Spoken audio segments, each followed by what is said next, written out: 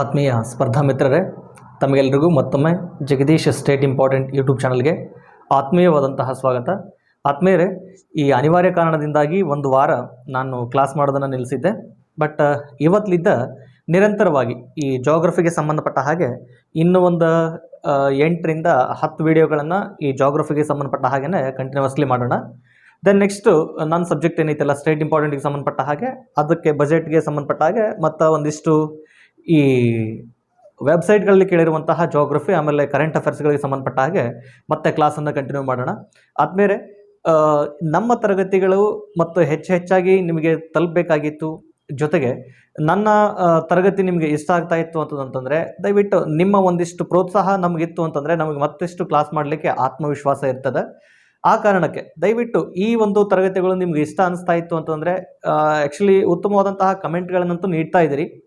ಹೆಚ್ಚು ಜನರಿಗೆ ಈ ಒಂದು ತರಗತಿಗಳನ್ನು ತಲುಪಿಸೋದಕ್ಕೆ ಸಾಧ್ಯ ಆಯಿತು ಅಂತಂದರೆ ಈ ಚಾನಲ್ಲು ಕೂಡ ಬೆಳೆಯೋದಕ್ಕೆ ಸಾಧ್ಯ ಆಗ್ತದೆ. ಜೊತೆಗೆ ನನಗೂ ಕೂಡ ಹೆಚ್ಚು ವಿಷಯಗಳನ್ನು ನಿಮಗೆ ತಲುಪಿಸೋದಕ್ಕೆ ನನಗೂ ಕೂಡ ಆತ್ಮವಿಶ್ವಾಸ ಇರುತ್ತೆ ಅಂತ ಹೇಳ್ತಾ ಇವತ್ತಿನ ತರಗತಿಯನ್ನು ಪ್ರಾರಂಭ ಮಾಡೋಣ. ಇನ್ನು ಯಾರು ನನ್ನ ಚಾನಲ್ಗೆ ಸಬ್ಸ್ಕ್ರೈಬ್ ಆಗಿಲ್ವೋ ದಯವಿಟ್ಟು ಸಬ್ಸ್ಕ್ರೈಬ್ ಮಾಡಿಕೊಡ್ರಿ. ಪಕ್ಕದಲ್ಲಿ ಬರುವಂತಹ ಬೆಲ್ ಬಟನನ್ನು ಒತ್ತೋದನ್ನು ಮರಿಬೇಡ್ರಿ. ನನ್ನ ಮುಂದಿನ ಎಲ್ಲ ತರಗತಿಗಳು ನಿಮಗೆ ತಲುಪೋದಕ್ಕೆ ಸಾಧ್ಯ ಆಗುತ್ತೆ. ಸೊ ಮುಂದಿನ ಪ್ರಶ್ನೆ ಈ ರೀತಿಯಾಗಿದೆ. ಮುಂದಿನ ಪ್ರಶ್ನೆಗಳಿಗೆ ಗಮನಿಸೋಣ. ವಿರೋಧಿ ಚಂಡಮಾರುತಗಳ ಬಗ್ಗೆ ಈ ಕೆಳಗಿನ ಹೇಳಿಕೆಗಳನ್ನು ಗಮನಿಸಿ. ವಿರೋಧಿ ಚಂಡಮಾರುತಗಳ ಬಗ್ಗೆ ಈ ಕೆಳಗಿನ ಹೇಳಿಕೆಗಳನ್ನು ಗಮನಿಸಿ. 1. ಅವು ಕೇಂದ್ರದಲ್ಲಿ ಹೆಚ್ಚಿನ ಗಾಳಿಯ ಒತ್ತಡವನ್ನು ಹೊಂದಿರುತ್ತವೆ. 2. ಅವು ಉತ್ತರಾರ್ಧಗೋಳದಲ್ಲಿ ಪ್ರದಕ್ಷಿಣಾಕಾರವಾಗಿ ಚಲಿಸುತ್ತವೆ. ಮೇಲಿನ ಯಾವ ಹೇಳಿಕೆಗಳು ಸರಿ ಅಂತ ಇದೆ? ಎ 1 ಮಾತ್ರ, ಬಿ 2 ಮಾತ್ರ,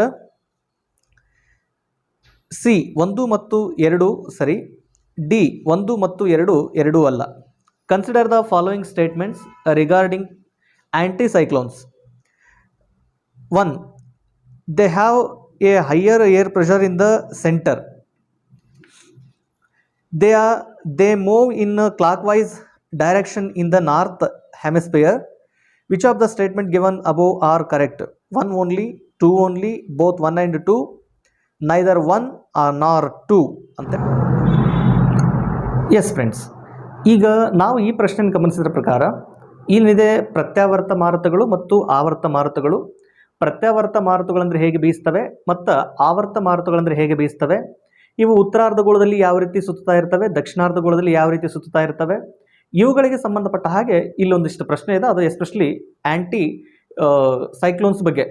ನೋಡ್ರಿ, ನಾವು ಪ್ರತ್ಯಾವರ್ತ ಮಾರುತಗಳಂತಂದರೆ ಕನ್ನಡದಲ್ಲಿ ಓದಿರ್ತೀವಿ, ಬಟ್ ಅಲ್ಲಿ ವಿರೋಧಿ ಚಂಡಮಾರುತ ಅಂತ ಪದ ಬಳಕೆ ಮಾಡ್ಯಾನ. ಇಂತಹ ಕೆಲವೊಂದು ವರ್ಡ್ಗಳು ಕೊಟ್ಟಾಗ ನಮಗೆ ಅಂಡರ್ಸ್ಟ್ಯಾಂಡ್ ಆಗದೇ ಇದ್ದಾಗ ಬಟ್ ಇಂಗ್ಲೀಷ್ನೊಳಗೆ ಒಂದೇ ಓದಿರ್ತೀವಿ, ಸೈಕ್ಲೋನ್ಸ್ ಆ್ಯಂಡ್ ಆ್ಯಂಟಿ ಸೈಕ್ಲೋನ್ಸ್ ಅಂತಂದೇಳಿ. ಆ ಕಾರಣಕ್ಕೆ ಒಂದಿಷ್ಟು ಇಂಗ್ಲೀಷ್ನೊಳಗೆ ಏನು ಪದ ಬಳಕೆ ಆಗುತ್ತಲ್ಲ ಅದನ್ನು ಗಮನಿಸಿದಾಗ ನಮ್ಮ ಕನ್ಫ್ಯೂಷನ್ಸ್ ಕ್ಲಿಯರ್ ಆಗ್ತಿರ್ತವೆ. ಸೊ ಇವುಗಳನ್ನು ಗಮನಿಸಿದಾಗ ಈಗ ಪ್ರತ್ಯಾವರ್ತ ಮಾರುತಗಳು ಉತ್ತರಾರ್ಧಗೋಳದಲ್ಲಿ ಹೇಗೆ ಸುತ್ತುತ್ತವೆ, ದಕ್ಷಿಣಾರ್ಧಗೋಳದಲ್ಲಿ ಹೇಗೆ ಸುತ್ತುತ್ತವೆ ಅನ್ನೋದನ್ನು ಗಮನಿಸೋದಾದರೆ ಇಲ್ಲಿ ಪ್ರದಕ್ಷಿಣೆ ಆಕಾರ ಅಂದ್ರೇನು, ಅಪ್ರದಕ್ಷಿಣೆ ಆಕಾರ ಅಂದ್ರೇನು, ಇವುಗಳನ್ನು ಒಂದು ಸ್ವಲ್ಪ ತಿಳ್ಕೊಬೇಕಾಗ್ತದೆ. ಈಗ ಇಲ್ಲಿ ಪ್ರದಕ್ಷಿಣೆ ಆಕಾರ ಯಾಕಂದರೆ ನಾವು ಜಾಗ್ರಫಿ ಓದಬೇಕಾದ್ರೆ ಈ ಫಸ್ಟ್ PUC ಜಾಗ್ರಫಿ ಬುಕ್ದೊಳಗೆ ಅಲ್ಲೇನು ಪದ ಬಳಕೆ ಮಾಡ್ಯಾನ, ಪ್ರದಕ್ಷಿಣೆ ಅಪ್ರದಕ್ಷಿಣೆ ಅಂತ ಬಳಕೆ ಮಾಡಿಲ್ಲ. ಅಲ್ಲಿ ಗಡಿಯಾರದ ಮುಳ್ಳು ತಿರುಗುವ ದಿಕ್ಕು ಮತ್ತು ಗಡಿಯಾರದ ಮುಳ್ಳು ತಿರುಗುವ ವಿರುದ್ಧ ದಿಕ್ಕು ಅಂತ ಬಳಕೆ ಮಾಡ್ಯಾನ. ಸೊ ಆ ಕಾರಣಕ್ಕೆ ಇಲ್ಲಿ ಪ್ರದಕ್ಷಿಣೆ ಅಂದ್ರೇನು, ಅಪ್ರದಕ್ಷಿಣೆ ಆಕಾರ ಅಂದ್ರೇನು ಒಂದು ಸ್ವಲ್ಪ ಗಮನಿಸೋಣ. ಆದ್ಮೇಲೆ ಈಗ ಇದೊಂದು ಗಡಿಯಾರದ ಅಂತ ತಿಳ್ಕೊಳ್ಳೋಣ. ಈ ಗಡಿಯಾರದೊಳಗೆ ಇಲ್ಲಿಂದ ಶುರು ಮಾಡ್ಕೊಂಡಾಗ ಇಲ್ಲೇನಾಗ್ತದೆ, ಗಡಿಯಾರ ಈ ರೀತಿ ಸುತ್ತಾ ಇರ್ತದೆ.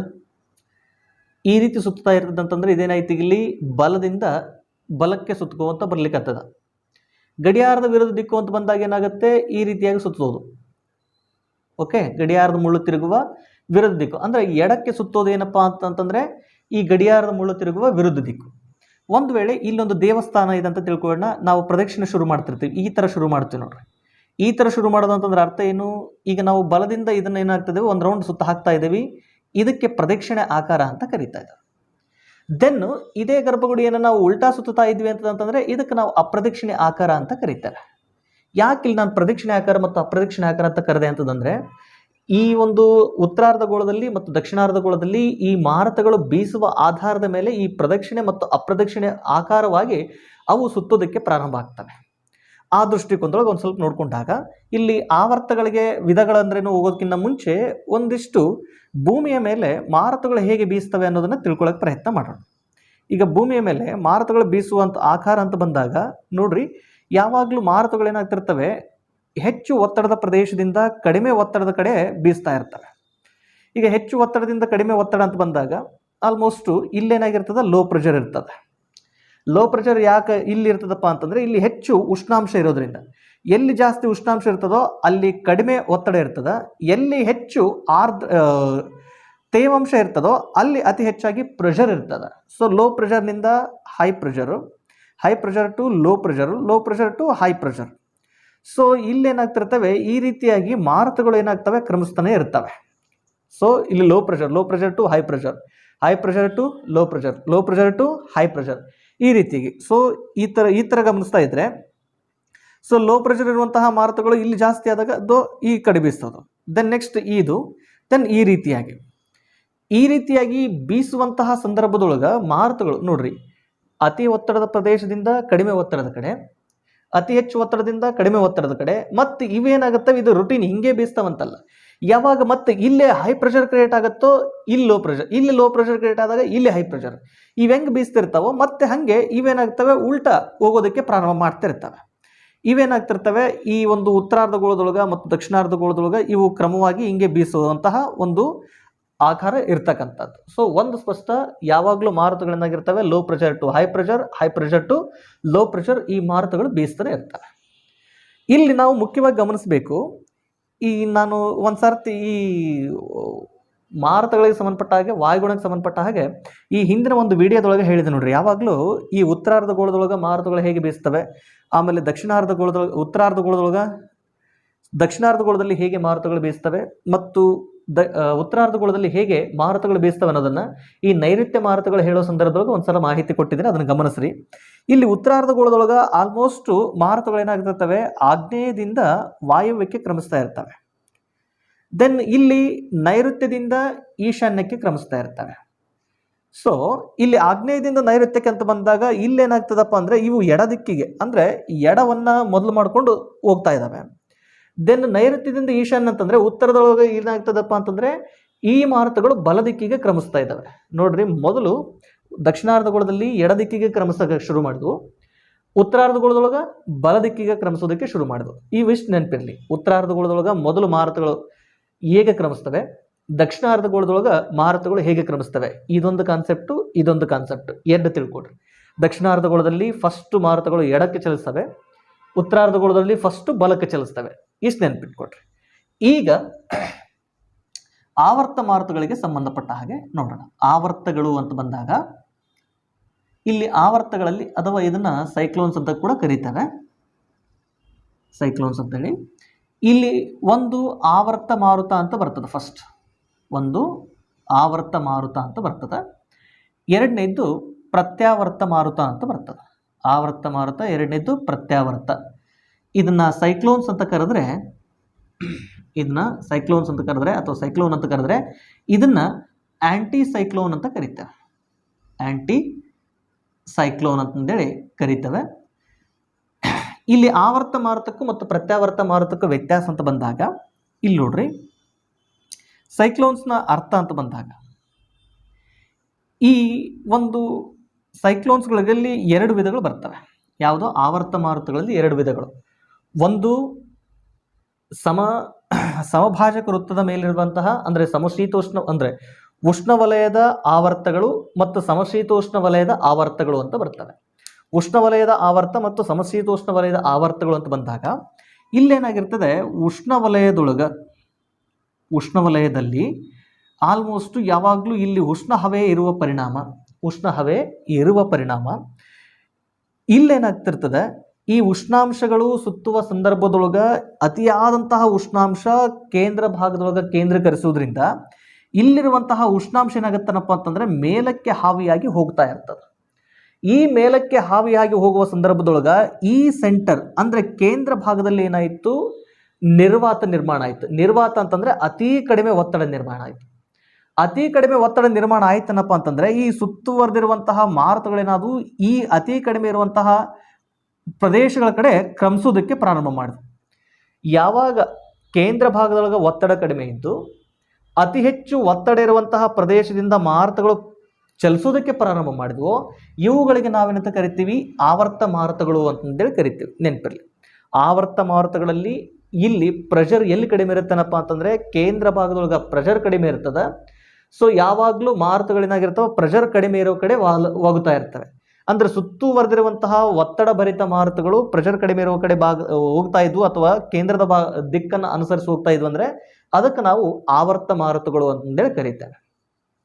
ಇನ್ನು ಇದೇ ಆವರ್ತಗಳಲ್ಲಿ ಈಗ ಉಷ್ಣ ವಲಯದ ವಾತಾವರಣದೊಳಗೆ ಹೇಗೆ ನಿರ್ಮಾಣ ಆಯಿತು ಗೊತ್ತಾಯ್ತು. ಇನ್ನು ಸಮಶೀತೋಷ್ಣ ವಲಯದೊಳಗೆ ಇವು ಹೇಗೆ ನಿರ್ಮಾಣಗೊಳ್ತವೆ ಅಂತಂದರೆ, ಈಗ ಸಮಶೀತೋಷ್ಣ ವಲಯದೊಳಗೆ ಏನಾಗಿರ್ತದೆ, ಇಲ್ಲಿ ಈ ಉಷ್ಣ ವಲಯದ ಕಡೆಯಿಂದನೂ ಕೂಡ ಮಾರುತಗಳು ಬೀಸ್ತಿರ್ತವೆ, ಶೀತ ವಲಯದ ಕಡೆಯಿಂದನೂ ಕೂಡ ಮಾರುತಗಳು ಬೀಸ್ತಿರ್ತವೆ. ಈ ಶೀತ ವಲಯದ ಮಾರುತಗಳು ಮತ್ತು ಉಷ್ಣ ವಲಯದ ಮಾರುತಗಳು ಇಲ್ಲಿ ಸಂಧಿಸೋದ್ರಿಂದ ಏನಾಗ್ತದೆ, ಈ ಒತ್ತಡ ಯಾವಾಗಲೂ ಭಾರ ಇರುವಂಥದ್ದು ಕೆಳಗೆ ಉಳಿತದ, ಹಗುರ ಇರ್ತಕ್ಕಂಥದ್ದು ಮೇಲೆ ಹೋಗ್ತದೆ.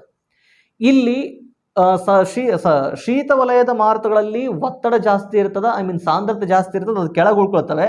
ಈ ಉಷ್ಣ ವಲಯದ ಅಂದರೆ ಉಷ್ಣ ವಲಯದ ವ್ಯಾಪ್ತಿಯಿಂದ ಬರುವಂತಹ ಮಾರುತಗಳು ಏನಾಗ್ತವೆ, ಮೇಲಕ್ಕೆ ತೇಲುತ್ತವೆ.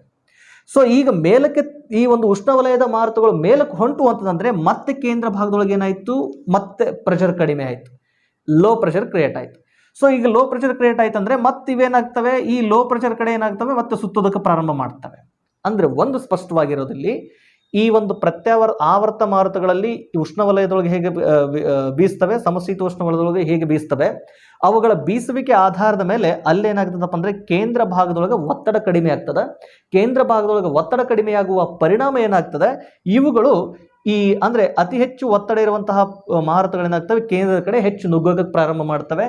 ಅದಕ್ಕೆ ನಾವು ಆವರ್ತ ಮಾರುತಗಳು ಅಂತಂದೇ ಕರಿತೀವಿ. ಸೊ ಆವರ್ತ ಮಾರುತಗಳು ಅಂದರೆ ಕೇಂದ್ರದಲ್ಲಿ ಕಡಿಮೆ ಒತ್ತಡವಿದ್ದು ಅತಿ ಹೆಚ್ಚು ಒತ್ತಡ ಇರುವಂತಹ ಬಾಹ್ಯ ಮಾರುತಗಳು ಕೇಂದ್ರದ ಕಡೆ ಕ್ರಮಿಸ್ತಾ ಇದ್ದರೆ ಅದಕ್ಕೆ ನಾವು ಆವರ್ತ ಮಾರುತಗಳಂತ ಕರಿತೀವಿ. ಈ ಆವರ್ತ ಮಾರುತಗಳಲ್ಲಿ ಉಷ್ಣ ವಲಯದ ಆವರ್ತಗಳು ಮತ್ತು ಸಮಶೀತೋಷ್ಣ ವಲಯದ ಆವರ್ತಗಳು ಅಂದರೆ torrid cyclones and temperate cyclones ಅಂತಂದೇಳಿ ಇಲ್ಲಿ ಎರಡು ವಿಧಗಳನ್ನಾಗಿ ನಾವು ಡಿವೈಡ್ ಮಾಡ್ತಿರ್ತೇವೆ. ಸರಿ, ಹಾಗಾದರೆ ಇವು ಯಾವ ಕಡೆ ಕ್ರಮಿಸ್ತಾವಂತ ಗೊತ್ತಾಯಿತು. ಇವುಗಳು ಚಲಿಸುವ ದಿಕ್ಕು ಅಂತ ಬಂದಾಗ ಸ್ವಲ್ಪ ಇಲ್ಲಿ ಗಮನಿಸ್ರಿ. ಇವುಗಳು ಹೇಗೆ ಹೋಗ್ತಾ ಇರ್ತವೆ ಅಂತ ಬಂದಾಗ ನೋಡ್ರಿ, ಇಲ್ಲಿ ನಾ ಹೇಳಿದೆ ಇವು ಬಲಕ್ಕೆ ಕ್ರಮಿಸ್ತಾ ಇರ್ತವೆ ಅಂತ ಹೇಳಿದೆ. ನಾನು ಬಲಕ್ಕೆ ಕ್ರಮಿಸುವಂಥ ಸಂದರ್ಭದೊಳಗೆ ಇವೇನಾಗ್ತವೆ, ಈ ರೀತಿ ಬಂದು ಈ ರೀತಿ ಸುತ್ತಕ್ಕೆ ಪ್ರಾರಂಭ ಮಾಡ್ತವೆ. ಈ ರೀತಿ ಹೋಗ್ಬೇಕಾದ್ರೆ ಈ ರೀತಿ ಸುತ್ತಕ್ಕೆ ಪ್ರಾರಂಭ ಮಾಡ್ತವೆ.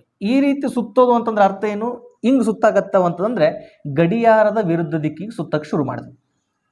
ನೆನಪು, ಯಾವಾಗಲೂ ಆವರ್ತ ಮಾರುತಗಳು ಉತ್ತರಾರ್ಧಗೋಳದಲ್ಲಿ ಹಿಂಗೆ ಬಲಕ್ಕೆ ಕ್ರಮಿಸಬೇಕಾದ್ರೆ ಇದೇ ಬಲ ದಿಕ್ಕಿನಿಂದ ಹಿಂಗೆ ಉಲ್ಟಾ ಕ್ರಮಿಸೋದಕ್ಕೆ ಪ್ರಾರಂಭ ಮಾಡಿದ್ವಿ. ಈ ರೀತಿಯಾಗಿ ಉಲ್ಟಾ ಕ್ರಮಿಸೋದಕ್ಕೆ ಪ್ರಾರಂಭ ಮಾಡಿದ್ವು ಅಂದರೆ ಇದಕ್ಕೆ ನಾವೆಂತ ಕರಿತೀವಿ, ಅಪ್ರದಕ್ಷಿಣೆ ಆಕಾರ ಅಂತ ಕರಿತೇವೆ. ಸೊ ಈ ಅಪ್ರದಕ್ಷಿಣೆ ಆಕಾರ ಅಂತ ಬಂದಾಗ ಅಥವಾ ಇದು ಗಡಿಯಾರದ ವಿರುದ್ಧ ದಿಕ್ಕು ಅಂತ ಬಂದಾಗ ನಾವಿಲ್ಲಿ ಸ್ಪಷ್ಟವಾಗಿ ಗಮನಿಸಬೇಕು, ಈ ಆವರ್ತ ಮಾರುತಗಳು ಉತ್ತರಾರ್ಧಗೋಳದೊಳಗೆ ಅಪ್ರದಕ್ಷಿಣೆ ಆಕಾರದೊಳಗೆ ಕ್ರಮಿಸ್ತಿರ್ತವೆ ಅಂತಂದೆ.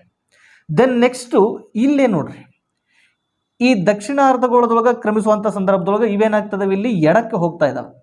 ಎಡಕ್ಕೆ ಹೋಗ್ತಾ ಇದ್ದಾವೆ ಅಂತಂದರೆ ಇವು ಕೂಡ ಇಲ್ಲೇನಾಗತ್ತಪ್ಪ ಅಂತಂದರೆ ಮತ್ತೆ ಈ ರೀತಿ ಕ್ರಮಿಸೋದಕ್ಕೆ ಅಂದರೆ ಈ ರೀತಿ ಎಡಕ್ಕೆ ಹೊಂಟವಂತದಂತಂದರೆ ಇದು ಎಡ ದಿಕ್ಕು, ಮತ್ತೆ ಈ ರೀತಿ ಸುತ್ತಕ್ಕೆ ಪ್ರಾರಂಭ ಮಾಡೋದು. ಬಲ ದಿಕ್ಕು ಈ ರೀತಿ ಬಲದಿಂದ ಎಡಕ್ಕೆ ಸುತ್ತಕತ್ತು, ಎಡಕ್ಕೆ ಹೊಂಟಿವೆ ಅಂತಂದರೆ ಎಡದಿಂದ ಬಲಕ್ಕೆ ಸುತ್ತಾಕತ್ತು. ಈ ಎಡದಿಂದ ಬಲಕ್ಕೆ ಸುತ್ತೋದು ಅಂದರೆ ಹಿಂಗೆ ಸುತ್ತೋದು ಅಂತಂದ್ರೆ ಅರ್ಥ ಏನು, ಹಿಂಗೆ ಸುತ್ತಾಕತ್ತದಪ್ಪ ಅಂದರೆ ಗಡಿಯಾರದ ತಿರುಗುವ ದಿಕ್ಕು. ಈ ರೀತಿ ಗಡಿಯಾರದ ತಿರುಗುವ ದಿಕ್ಕು ಅಂತಂದ್ರೆ ಇದಕ್ಕೆ ನಾವು ಪ್ರದಕ್ಷಿಣೆ ಆಕಾರ ಅಂತ ಕರಿತೇವೆ. ನೋಡ್ರಿ, ಆವರ್ತ ಮಾರುತಗಳು ದಕ್ಷಿಣಾರ್ಧಗೋಳದಲ್ಲಿ ಪ್ರದಕ್ಷಿಣೆ ಆಕಾರ, ಉತ್ತರಾರ್ಧಗೋಳದಲ್ಲಿ ಅಪ್ರದಕ್ಷಿಣೆ ಆಕಾರ. ಇದೇನಿದು ಆವರ್ತ ಮಾರುತಗಳ ಲಕ್ಷಣ, ನೆನಪಿರಲಿ. ಸೊ ಇಲ್ಲಿ ಆವರ್ತ ಮಾರುತಗಳು ಹೇಗೆ ಕ್ರಮಿಸ್ತವಪ್ಪ ಅಂತಂದರೆ ದಕ್ಷಿಣಾರ್ಧಗೋಳದಲ್ಲಿ ಪ್ರದಕ್ಷಿಣೆ ಆಕಾರದೊಳಗೆ ಸುತ್ತಿದ್ರೆ ಈ ಉತ್ತರಾರ್ಧಗೋಳದಲ್ಲಿ ಅಪ್ರದಕ್ಷಿಣೆ ಆಕಾರದೊಳಗೆ ಸುತ್ತವೆ. ಅಂದರೆ ಇಲ್ಲಿ ಗಡಿಯಾರದ ತಿರುಗುವ ಮುಳ್ಳಿನ ದಿಕ್ಕು ಆದರೆ ಇಲ್ಲಿ ಗಡಿಯಾರ ತಿರುಗುವ ಮುಳ್ಳಿನ ವಿರುದ್ಧ ದಿಕ್ಕಿಗೆ ಉತ್ತರಾರ್ಧಗೋಳದೊಳಗೆ ಈ ಮಾರುತಗಳು ಸುತ್ತಾ ಇರ್ತವೆ. ಸೊ ಇವುಗಳು ನೋಡ್ರಿ, ಈ ರೀತಿ ಕ್ರಮಿಸುವಂತಹ ಸಂದರ್ಭದೊಳಗೆ ಅತಿ ಹೆಚ್ಚಾಗಿ ಅಂತಿಮ ಭಾಗ ಏನಾಗುತ್ತಪ್ಪ ಅಂತಂದರೆ ಅತಿ ಹೆಚ್ಚು ಒತ್ತಡವನ್ನು ಮತ್ತು ಪ್ರೆಷರನ್ನು ತಗೊಂಡು ಬಂದಿರ್ತವೆ. ಜೊತೆಗೆ ಜಾಸ್ತಿ ಶಕ್ತಿಯುತವಾಗಿ ಅಂತಿಮ ಹಂತಕ್ಕೆ ಬಂದಾಗ ಈ ಭಾಗದಲ್ಲಿ ಬರುವಂತಹ ಪೂರ್ವದ ಭಾಗಗಳಿಗೆ ಅತಿ ಹೆಚ್ಚು ಹಾನಿಯನ್ನು ಉಂಟು ಮಾಡ್ತವೆ. ಸೊ ಯಾವತ್ತು ಆವರ್ತ ಮಾರುತಗಳು ಆಲ್ಮೋಸ್ಟು ಈ ಉತ್ತರಾರ್ಧಗೋಳದಲ್ಲಾಗಲಿ ಅಥವಾ ದಕ್ಷಿಣಾರ್ಧಗೋಳದಲ್ಲಾಗಲಿ ಯಾವುದೇ ರಾಷ್ಟ್ರಗಳ ಪೂರ್ವ ಭಾಗಕ್ಕೆ ಹೆಚ್ಚು ಹಾನಿಯನ್ನು ಉಂಟು ಮಾಡ್ತವೆ. ಈಗ ಇವು ಹೀಗೆ ಕ್ರಮಿಸ್ತಾ ಇದಾವೆ ಅಂತ ತಿಳ್ಕೊಳ್ಳಿ. ಈಗ ಕ್ರಮಿಸುವ ಸಂದರ್ಭದೊಳಗೆ ಅಂತಿಮ ಹಂತ ಯಾವುದಕ್ಕಪ್ಪ ಅಂತಂದ್ರೆ ಮತ್ತೆ ಪೂರ್ವ ದಿಕ್ಕಿನ ಕಡೆ ಜಾಸ್ತಿ ಪ್ರೆಷರ್ ಆಗಿ ಹೋಗುವಂತಹ ಸಾಧ್ಯತೆ ಇರ್ತದೆ. ಸೊ ಜಾಸ್ತಿ ಕನ್ಫ್ಯೂಷನ್ ಮಾಡ್ಕೊಳಕ್ ಹೋಗ್ಬೇಡ್ರಿ. ಈ ಪ್ರದಕ್ಷಿಣೆ ಅಥವಾ ಆವರ್ತ ಮಾರುತಗಳು ಅತಿ ಹೆಚ್ಚಾಗಿ ಏನಾಗ್ತವೆ, ಉತ್ತರಾರ್ಧಗೋಳದಲ್ಲಿ ಆಗಲಿ ಅಥವಾ ದಕ್ಷಿಣಾರ್ಧಗೋಳದಲ್ಲಿ ಪೂರ್ವದ ಭಾಗಕ್ಕೆ, ಯಾವುದೇ ರಾಷ್ಟ್ರಗಳ ಪೂರ್ವದ ಭಾಗಕ್ಕೆ ಅತಿ ಹೆಚ್ಚು ಹಾನಿಯನ್ನು ಉಂಟು ಮಾಡ್ತಿರ್ತವೆ. ಇದು ಉತ್ತರಾರ್ಧಗೋಳದೊಳಗೆ ಅಪ್ರದಕ್ಷಿಣೆ, ದಕ್ಷಿಣಾರ್ಧಗೋಳದೊಳಗೆ ಪ್ರದಕ್ಷಿಣೆ ಆಕಾರ. ಇದು ಯಾವುದಕ್ಕೆ ಸಂಬಂಧಪಟ್ಟದ? ಆವರ್ತ ಮಾರುತಗಳಿಗೆ ಸಂಬಂಧಪಟ್ಟದ. ಈ ಆವರ್ತ ಮಾರುತಗಳನ್ನ ಮತ್ತೆ ಬೇರೆ ಬೇರೆ ರಾಷ್ಟ್ರಗಳಲ್ಲಿ ಮತ್ತೆ ಬೇರೆ ಬೇರೆ ಹೆಸರಿನಿಂದ ಕರೀತಿರ್ತಾರೆ.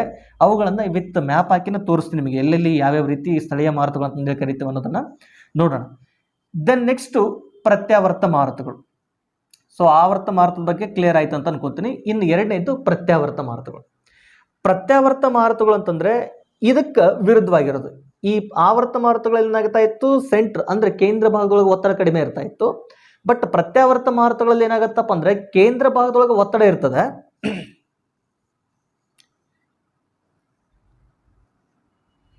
ಸೊ ಇಲ್ಲಿ ಕೇಂದ್ರ ಭಾಗದೊಳಗೆ ಒತ್ತಡ ಇರ್ತದ, ಹೊರ ಭಾಗದಲ್ಲಿ ಏನಾಗಿರ್ತಪ್ಪ ಅಂತಂದ್ರೆ ಒತ್ತಡ ಕಡಿಮೆ ಇರ್ತದೆ, ಹೊರಭಾಗದಲ್ಲಿ ಒತ್ತಡ ಕಡಿಮೆ ಇರ್ತದ. ಹೀಗಾಗಿ ಇಲ್ಲಿರುವಂತಹ ಮಾರುತಗಳು ಏನಾಗತ್ತಪ್ಪ ಅಂದ್ರೆ ಒತ್ತಡದ ಕಡೆ ಹೋಗುವಂತಹ ಸಾಧ್ಯತೆ ಇರ್ತದೆ. ಈ ರೀತಿ ಕ್ರಮಿಸ್ತಾ ಇತ್ತನಪ್ಪ ಅಂತಂದ್ರೆ ಇದಕ್ಕೆ ನಾವೆಂತ ಕರಿತೀವಿ, ಪ್ರತ್ಯಾವರ್ತ ಮಾರುತಗಳು ಅಂತ ಕರಿತೀವಿ. ಕೇಂದ್ರದೊಳಗೆ ಅಧಿಕ ಒತ್ತಡವಿದ್ದು ಒತ್ತಡ ಕೇಂದ್ರ ಭಾಗದಲ್ಲಿ ಒತ್ತಡವಿದ್ದು ಒತ್ತಡ ಕಡಿಮೆ ಇರುವಂತಹ ಬಾಹ್ಯ ಪ್ರದೇಶಗಳ ಕಡೆ ಮಾರುತಗಳು ಕ್ರಮಿಸ್ತಾ ಇದ್ವು ಅಂತಂದ್ರೆ ಅದಕ್ಕೆ ನಾವು ಪ್ರತ್ಯಾವರ್ತ ಮಾರುತಗಳು ಅಂತಂದೇಳಿ ಕರಿತೇವೆ. ಇಷ್ಟು ನೆನ್ಪಿಟ್ಕೊಳ್ರಿ. ಸೊ ಪ್ರತ್ಯಾವರ್ತ ಅಂದ್ರೆ ಕೇಂದ್ರದೊಳಗೆ ಹೆಚ್ಚು ಪ್ರೆಷರ್, ಹೊರಗಡೆನೆ ಕಡಿಮೆ ಪ್ರೆಷರ್. ಸೊ ಯಾವಾಗಲೂ ಮಾರುತಗಳು ಏನಾಗ್ತವೆ, ಕಡಿಮೆ ಒತ್ತಡದಿಂದ ಹೆಚ್ಚು ಒತ್ತಡದಿಂದ ಕಡಿಮೆ ಒತ್ತಡದ ಕಡೆ ಹೋಗ್ತಿರ್ತವೆ. ಇಲ್ಲಿ ಕೇಂದ್ರದೊಳಗೆ ಹೆಚ್ಚು ಒತ್ತಡದ, ಹೊರಗಡೆ ಒತ್ತಡ ಕಡಿಮೆ ಅದ, ಹಾಗಾಗಿ ಇವು ಹೊರಗಡೆ ಕ್ರಮಿಸೋದಕ್ಕೆ ಪ್ರಾರಂಭ ಮಾಡಿದವು. ಸೊ ಇಷ್ಟು ನೆನ್ಪಿಟ್ಕೊಳ್ರಿ. ಸೊ ಇವು ಏನಾಗ್ತವೆ, ಈಗ ಉತ್ತರಾರ್ಧಗೋಳದೊಳಗ ಅವೇನಾಗ್ತಾ ಇದ್ವು, ಅಪ್ರದಕ್ಷಿಣೆ ಆಕಾರದೊಳಗೆ ಸುತ್ತಾ ಇದ್ವು. ಯಾವುವು? ಆವರ್ತ ಮಾರುತಗಳು. ಇವೇನಾಗ್ತಿರ್ತವೆ, ಈಗ ಬರಬೇಕಾದ್ರೆ ಆಸ್ ಇಟ್ ಈಸ್ ಮತ್ತೆ ಇವು ಅದು ಈ ರೀತಿ ಸುತ್ತಾ ಇದ್ರೆ ಇದೇನಾಗುತ್ತಪ್ಪ ಅಂತಂದ್ರೆ ಪ್ರದಕ್ಷಿಣೆ ಆಕಾರದೊಳಗೆ ಸುತ್ತಕ್ಕೆ ಪ್ರಾರಂಭ ಮಾಡ್ತದೆ. ಅಂದ್ರೆ ಗಡಿಯಾರದಕ್ಕೆ ಹೆಂಗೆ ಸುತ್ತುತ್ತಲ್ಲ ಹಂಗೆ ಸುತ್ತೋದಕ್ಕೆ ಪ್ರಾರಂಭ ಮಾಡ್ತದೆ. ಮತ್ತೆ ಇವು ಹೀಗೆ ಹೋಗಬೇಕಾದ ಸಂದರ್ಭದೊಳಗೆ ಇವೇನಾಗ್ತವಪ್ಪ ಅಂದ್ರೆ ದಕ್ಷಿಣಾರ್ಧದೊಳಗೆ ಅಪ್ರದಕ್ಷಿಣೆ ಆಕಾರ ಅಥವಾ ಗಡಿಯಾರದ ಮುಳ್ಳು ತಿರುಗುವ ವಿರುದ್ಧ ದಿಕ್ಕಿಗೆ ಕ್ರಮಿಸ್ತಾ ಇರ್ತವೆ. ಇಷ್ಟು ನೆನ್ಪಿಟ್ಕೊಳ್ಳೋಕೆ ಸಾಧ್ಯ ಬೇಕು. ಸೊ ಆವರ್ತ ಮಾರುತಗಳು ಉತ್ತರಾರ್ಧಗೋಳದೊಳಗ ಅಪ್ರದಕ್ಷಿಣೆ ಆಕಾರ, ಪ್ರತ್ಯಾವರ್ತ ಮಾರುತಗಳು ಉತ್ತರಾರ್ಧಗೋಳದೊಳಗ ಪ್ರದಕ್ಷಿಣೆ ಆಕಾರ. ಇದೆಲ್ಲಿ? ಉತ್ತರಾರ್ಧಗೋಳದಲ್ಲಿ. ಆವರ್ತ ಮಾರುತಗಳು ದಕ್ಷಿಣಾರ್ಧಗೋಳದಲ್ಲಿ ಕ್ರಮಿಸಬೇಕಾದ್ರೆ ಗಡಿಯಾರ ತಿರುಗುವಂತಹ ಮುಳ್ಳಿನ ಆಕಾರ, ಐ ಮೀನ್ ಪ್ರದಕ್ಷಿಣೆ ಆಕಾರ. ಮತ್ತೆ ವಾಪಸ್ ಬರಬೇಕಾದ ಸಂದರ್ಭದೊಳಗ ಗಡಿಯಾರ ತಿರುಗುವ ಮುಳ್ಳಿನ ವಿರುದ್ಧ ದಿಕ್ಕು ಅಥವಾ ಅಪ್ರದಕ್ಷಿಣೆ ಆಕಾರ, ಈ ರೀತಿಯಾಗಿ ಕ್ರಮಿಸ್ತಾ ಇರ್ತವೆ. ಸೊ ಇಲ್ಲಿ ನಮಗೆ ಕೊಟ್ಟಿರುವಂತಹ ಹೇಳಿಕೆ ಏನು ಅಂತಂದ್ರೆ, ಮತ್ತೊಂದ್ಸಲ ಇಲ್ಲಿ ಗಮನಿಸ್ರಿ, ಇಲ್ಲಿ ಹೇಳಿಕೆ ಬಿಡ್ತೇನೆ ನೋಡ್ರಿ. ಇಲ್ಲಿ ಮೊದಲನೇ ಹೇಳಿಕೆ ಏನಿತ್ತು, ಅವುಗಳ ಕೇಂದ್ರದ ಭಾಗದೊಳಗೆ ಹೆಚ್ಚಿನ ಗಾಳಿಯ ಒತ್ತಡ ಹೊಂದಿರುತ್ತವೆ ಅಂತ ಹೇಳಿದೆ. ಎಸ್, ಅಫ್ಕೋರ್ಸ್ ಕೇಂದ್ರ ಭಾಗದೊಳಗೆ ಹೆಚ್ಚಿನ ಗಾಳಿಯ ಒತ್ತಡ ಇರ್ತದೆ. ಇವು ಉತ್ತರಾರ್ಧಗೋಳದಲ್ಲಿ ಪ್ರದಕ್ಷಿಣೆ ಆಕಾರವಾಗಿ ಚಲಿಸ್ತಿರ್ತವೆ. ಸೊ ಒಂದು ಸ್ಪಷ್ಟ, ಇಲ್ಲಿ ಕೊಟ್ಟಿರುವಂತಹ ಎರಡೂ ಹೇಳಿಕೆಗಳು ಸರಿ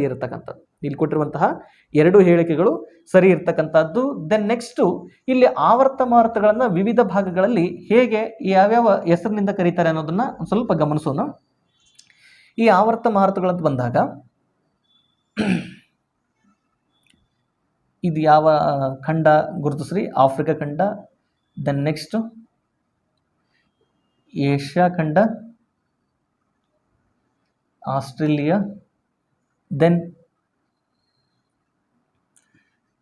ಉತ್ತರ ಅಮೇರಿಕಾ ಖಂಡ, ದೆನ್ ದಕ್ಷಿಣ ಅಮೇರಿಕಾ ಖಂಡ ಅಂತ ಬಂದಾಗ ನೆನಪಿರಲಿ ಫ್ರೆಂಡ್ಸ್, ಈ ಒಂದು ಆವರ್ತ ಮಾರುತಗಳನ್ನು ಸ್ಥಳೀಯವಾಗಿ ಯಾವ್ಯಾವ ಹೆಸರಿನಿಂದ ಕರೀತಾರೆ ಅಂದರೆ, ಈ ಅಮೇರಿಕಾದ ಈ ಭಾಗದೊಳಗೆ ಅಂದರೆ ಈ ಅಟ್ಲಾಂಟಿಕ್ ಮತ್ತು ಪೆಸಿಫಿಕ್ನ ಈ ಭಾಗದೊಳಗೆ ಏನಂತ ಕರಿತೇವೆ, ಹರಿಕೇನ್ ಅಂತ ಕರಿತೀವಿ. ನೆನಪಿರಲಿ, ಎಲ್ಲಿ ಹರಿಕೇನ್ ಅಂತ ಕರಿತೀವಿ? ಈ ಅಮೇರಿಕಾದ ಈ ಭಾಗದ ವ್ಯಾಪ್ತಿಯೊಳಗೆ ಇದನ್ನು ಹರಿಕೇನ್ ಅಂತ ಕರಿತೀವಿ.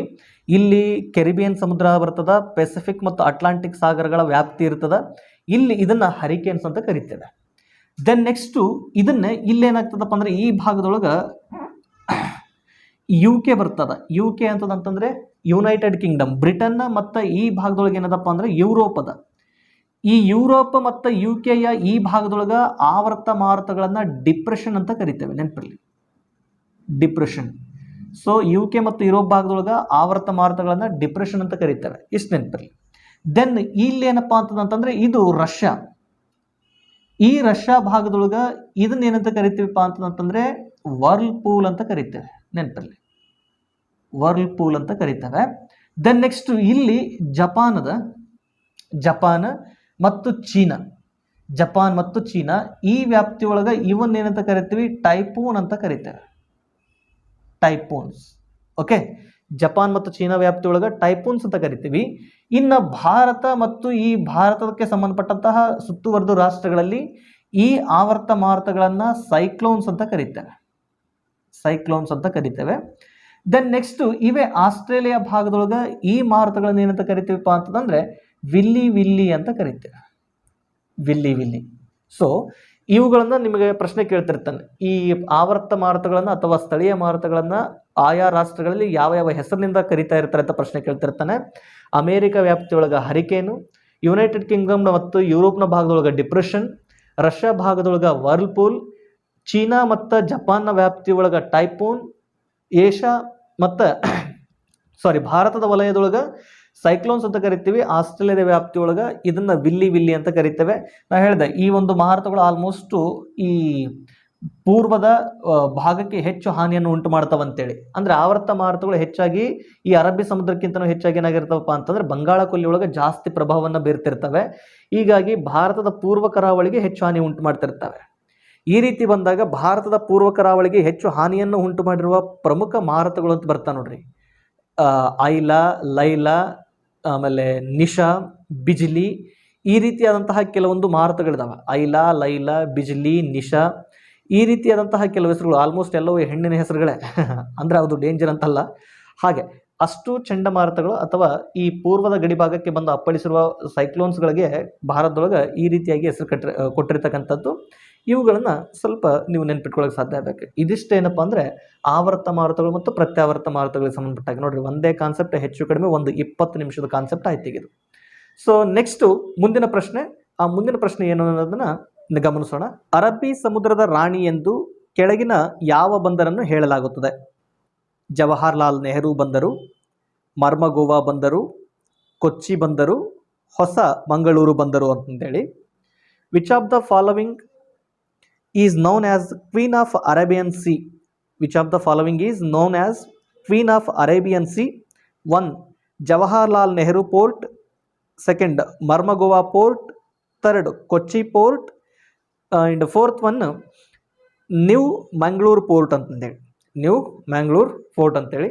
ಎಸ್ ಆದ್ಮೇಲೆ ಇಲ್ಲಿ ಅರಬ್ಬಿ ಸಮುದ್ರದ ರಾಣಿ ಅಂತಂದೇಳಿ ಯಾವ ಬಂದರನ್ನು ಕರಿತೀವಿ ಅಂತಂದೇಳಿ ಪ್ರಶ್ನೆ ಮಾಡಿದ್ರೆ, ಇಲ್ಲಿ ನಿನ್ನೆ ನಾನು ನಿಮಗೆ ಭಾರತದ ಅಷ್ಟು ಬಂದರುಗಳಿಗೆ ಸಂಬಂಧಪಟ್ಟ ಹಾಗೆ ಮಾಹಿತಿಯನ್ನು ಕೊಟ್ಟಿದ್ದೇನೆ. ಭಾರತದೊಳಗೆ ಸುಮಾರು ಇಲ್ಲಿ ಏನಾಗಿದೆಪ್ಪ ಅಂತಂದರೆ 13 ಪ್ರಧಾನ ಬಂದರುಗಳನ್ನಾಗಿ ನಿರ್ಮಾಣ ಮಾಡಿದ್ದಾರೆ. ಭಾರತದೊಳಗೆ ಎಷ್ಟು 13 ಪ್ರಧಾನ ಬಂದರುಗಳಿದ್ದಾವೆ. ಈ ಬಂದರುಗಳನ್ನು ಆ್ಯಕ್ಚುಲಿ 1908ರಲ್ಲಿ ಪೋರ್ಟ್ ಟ್ರಸ್ಟ್ ಆ್ಯಕ್ಟ್ ಅಂತಂದೇಳಿ ಈ ಬ್ರಿಟಿಷರು ಒಂದು ಕಾಯ್ದೆಯನ್ನು ತೊಗೊಂಬಂದಿರ್ತಾರೆ, ಪೋರ್ಟ್ ಟ್ರಸ್ಟ್ ಆ್ಯಕ್ಟ್ ಅಂತೇಳಿ. ಪೋರ್ಟ್ ಟ್ರಸ್ಟ್ ಆ್ಯಕ್ಟ್, ಈ ಪೋರ್ಟ್ ಟ್ರಸ್ಟ್ ಆ್ಯಕ್ಟ್ ನಡಿ 1963 ಭಾರತದೊಳಗೆ ಪೋರ್ಟ್ ಟ್ರಸ್ಟ್ ಕಮಿಟಿಯನ್ನು ಅಥವಾ ಪೋರ್ಟ್ ಟ್ರಸ್ಟ್ ಸಂಸ್ಥೆಯನ್ನು ಸ್ಟಾರ್ಟ್ ಮಾಡ್ತಾರೆ. ಇಂಡಿಯನ್ ಪೋರ್ಟ್ ಟ್ರಸ್ಟ್ ಸಂಸ್ಥೆ ಅಂತಂದೇಳಿ ಭಾರತದ ಪೋರ್ಟ್ ಟ್ರಸ್ಟ್ ಸಂಸ್ಥೆ ನಿರ್ಮಾಣ ಆಗ್ತದೆ. ಈ ಪೋರ್ಟ್ ಟ್ರಸ್ಟ್ ಸಂಸ್ಥೆಯಡಿ ಭಾರತದಲ್ಲಿರುವಂತಹ ಬಂದರುಗಳನ್ನು ಅಭಿವೃದ್ಧಿ ಮಾಡಲಿಕ್ಕೆ ಏನು ಮಾಡ್ತಾರೆ, 3 ವಿಧಗಳಾಗಿ ವಿಂಗಡಣೆ ಮಾಡ್ತಾರೆ. ಒಂದು ಪ್ರಧಾನ ಬಂದರು ಅಂತಂದೇಳಿ ಡಿವೈಡ್ ಮಾಡ್ತಾರೆ, ಪ್ರಧಾನ ಬಂದರು. ಎರಡನೇದ್ದು ಮಧ್ಯಮ ಬಂದರು ಅಂತಂದೇಳಿ, ಮಧ್ಯಮ ಬಂದರು. ದೆನ್ ನೆಕ್ಸ್ಟು ಕಿರು ಬಂದರುಗಳು ಅಂತಂದೇಳಿ, ಕಿರು ಬಂದರುಗಳು ಅಂತಂದೇಳಿ ಇವುಗಳನ್ನು 3 ವಿಧಗಳನ್ನಾಗಿ ಮಾಡಿ ಇವುಗಳ ಅಭಿವೃದ್ಧಿಗೆ ಕೇಂದ್ರ ಮತ್ತು ರಾಜ್ಯ ಸರ್ಕಾರಗಳು ತಾವು ಹಂಚಿಕೆ ಮಾಡ್ಕೊಂಡು ಅಭಿವೃದ್ಧಿ ಮಾಡ್ತಿರ್ತವೆ. ಈಗ ಭಾರತದೊಳಗೆ ಪ್ರೆಸೆಂಟ್ ಎಷ್ಟು ಬಂದರುಗಳಿದವಪ್ಪ ಪ್ರಧಾನ ಬಂದರುಗಳು ಅಂತಂದರೆ ಇತ್ತೀಚೆಗೆ ನಾವು ಗಮನಿಸಿದಾಗ ಭಾರತದೊಳಗೆ 13 ಪ್ರಧಾನ ಬಂದರುಗಳನ್ನಾಗಿ ನಿರ್ಮಾಣ ಮಾಡಿದ್ದಾರೆ. ಜೊತೆಗೆ ಈ ಅಂಡಮಾನ್ ನಿಕೋಬಾರ್ದೊಳಗಿದ್ದಂತಹ ಪೋರ್ಟ್ ಬ್ಲೇರ್ ಬಂದರನ್ನು ಅದು ಕಿರು ಬಂದರ ಅಂತೇಳಿ ವ್ಯಾಪ್ತಿಗೆ ಅಥವಾ ಅದನ್ನ ಸೇರಿಸ್ಬಿಟ್ಟಿದ್ದಾರೆ ಈಗ. ಸೊ ಅದನ್ನು ಬಿಟ್ಟಾಗ ಈಗ ಪ್ರಧಾನ ಬಂದರುಗಳು ಎಷ್ಟಿದೆಪ್ಪ ಅಂದರೆ 13 ಪ್ರಧಾನ ಬಂದರುಗಳಿದ್ದಾವೆ. ಇವುಗಳ ಬಗ್ಗೆ ನಿಮಗೆ ಡಿಟೇಲ್ ಆಗಿ ಎಲ್ಲ ಬಂದರುಗಳ ಮಾಹಿತಿ ಬಗ್ಗೆ ನಾನು ಈಗ ಆಲ್ರೆಡಿ ವಿಡಿಯೋ ಮಾಡಿದ್ದೀನಿ. ಆ ವಿಡಿಯೋದ ಲಿಂಕನ್ನು ಡಿಸ್ಕ್ರಿಪ್ಷನ್ ಬಾಕ್ಸಲ್ಲಿ ಹಾಕಿರ್ತೇನೆ. ಯಾರು ಅದನ್ನು ಗಮನಿಸೋದಕ್ಕೆ ಸಾಧ್ಯ ಆಗಿಲ್ವೋ ಎಲ್ಲವುಗಳನ್ನು ಅದನ್ನು ಗಮನಿಸ್ರಿ. ಟೋಟಲ್ ಎಲ್ಲ ಬಂದರುಗಳಿಗೆ ಸಂಬಂಧಪಟ್ಟ ಹಾಗೆ ಅಲ್ಲಿ ಮಾಹಿತಿ ಕೊಟ್ಟಿದ್ದೇನೆ. ಈಗ ನೆಕ್ಸ್ಟ್ ನಾವು ಈಗ ಗಮನಿಸಬೇಕಾಗಿರೋದು ಅರಬ್ಬಿ ಸಮುದ್ರದ ರಾಣಿ ಅಂತಂದೇಳಿ ಯಾವ ಬಂದರನ್ನು ಕರಿತೀವಿ ಅಂತಂದೇಳಿ. ಅರಬ್ಬಿ ಸಮುದ್ರದ ರಾಣಿ ಅಂತಂದೇಳಿ ಯಾವುದನ್ನು ಕರಿತೀವಿ ಅಂತಂದರೆ ಪ್ರೆಸೆಂಟ್ ನೆನ್ಪಿಟ್ಕೊಳ್ರಿ. ಇದು ಯಾವ ಬಂದರು ಅಂತಂದರೆ ದಟ್ ಈಸ್ ಕೊಚ್ಚಿನ್ ಬಂದರು. ಅರಬ್ಬಿ ಸಮುದ್ರದ ಬಂದರು ಅಂತಂದೇಳಿ ಯಾವುದನ್ನು ಕರಿತೀವಿ, ಅಥವಾ ಅರಬ್ಬಿ ಸಮುದ್ರದ ರಾಣಿ ಅಂತಂದೇಳಿ ಯಾವುದನ್ನು ಕರಿತೀವಿ ಅಂದರೆ ಕೊಚ್ಚಿನ್ ಬಂದರನ್ನು ಅರಬ್ಬಿ ಸಮುದ್ರದ ರಾಣಿ ಅಂತ ಕರಿತೇವೆ. ಈ ಕೊಚ್ಚಿನ್ ಬಂದರಿಗೆ ಸಂಬಂಧಪಟ್ಟ ಹಾಗೆ ಇಲ್ಲಿ ಗಮನಿಸೋದಾದರೆ ಆಲ್ಮೋಸ್ಟ್ ಈ ಉತ್ತರಾರ್ಧ ಪಶ್ಚಿಮ ಭಾಗದೊಳಗೆ ಅಂದರೆ ಭಾರತದ ಪಶ್ಚಿಮ ಭಾಗದೊಳಗೆ ಅರಬ್ಬಿ ಸಮುದ್ರದ ವ್ಯಾಪ್ತಿಯೊಳಗೆ ಕಂಡುಬರುವ ಕಂಡು ಬರ್ತದೆ. ಅಂದರೆ ಈ ಪಶ್ಚಿಮ ಕರಾವಳಿಯ ಅತ್ಯಂತ ದಕ್ಷಿಣ ಭಾಗಕ್ಕೆ ಇರುವಂತಹ ಬಂದರು ಯಾವುದು ಅಂದರೆ ದಟ್ ಈಸ್ ಕೊಚ್ಚಿನ್ ಬಂದರು.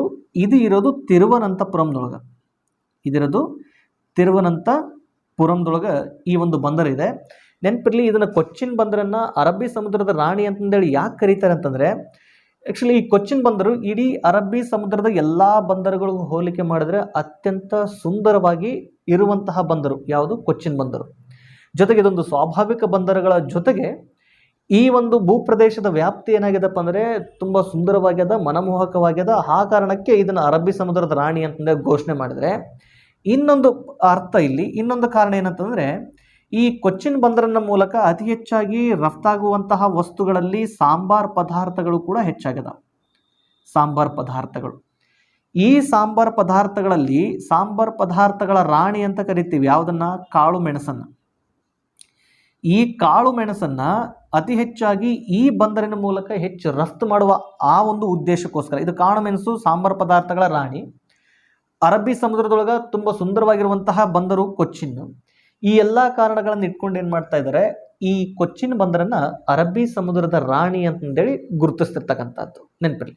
ಸೊ ಈ ಒಂದು ಭಾರತದೊಳಗೆ ಸುಮಾರು ಎಷ್ಟು ಬಂದರುಗಳು ಅಂತಂದರೆ ಗುಜರಾತ್ ಒಳಗೆ ಕಾಂಡ್ಲಾ ಬಂದರು, ಆಮೇಲೆ ಮುಂಬೈದೊಳಗೆ ನವಶೇವಾ, ಜವಾಹರ್ಲಾಲ್ ಮುಂಬೈ ಬಂದರು ಮತ್ತು ನವಶೇವಾ ಬಂದರು ಅಂತಂದೇಳಿ ಎರಡಿದ್ದಾವೆ ಮಹಾರಾಷ್ಟ್ರದೊಳಗೆ.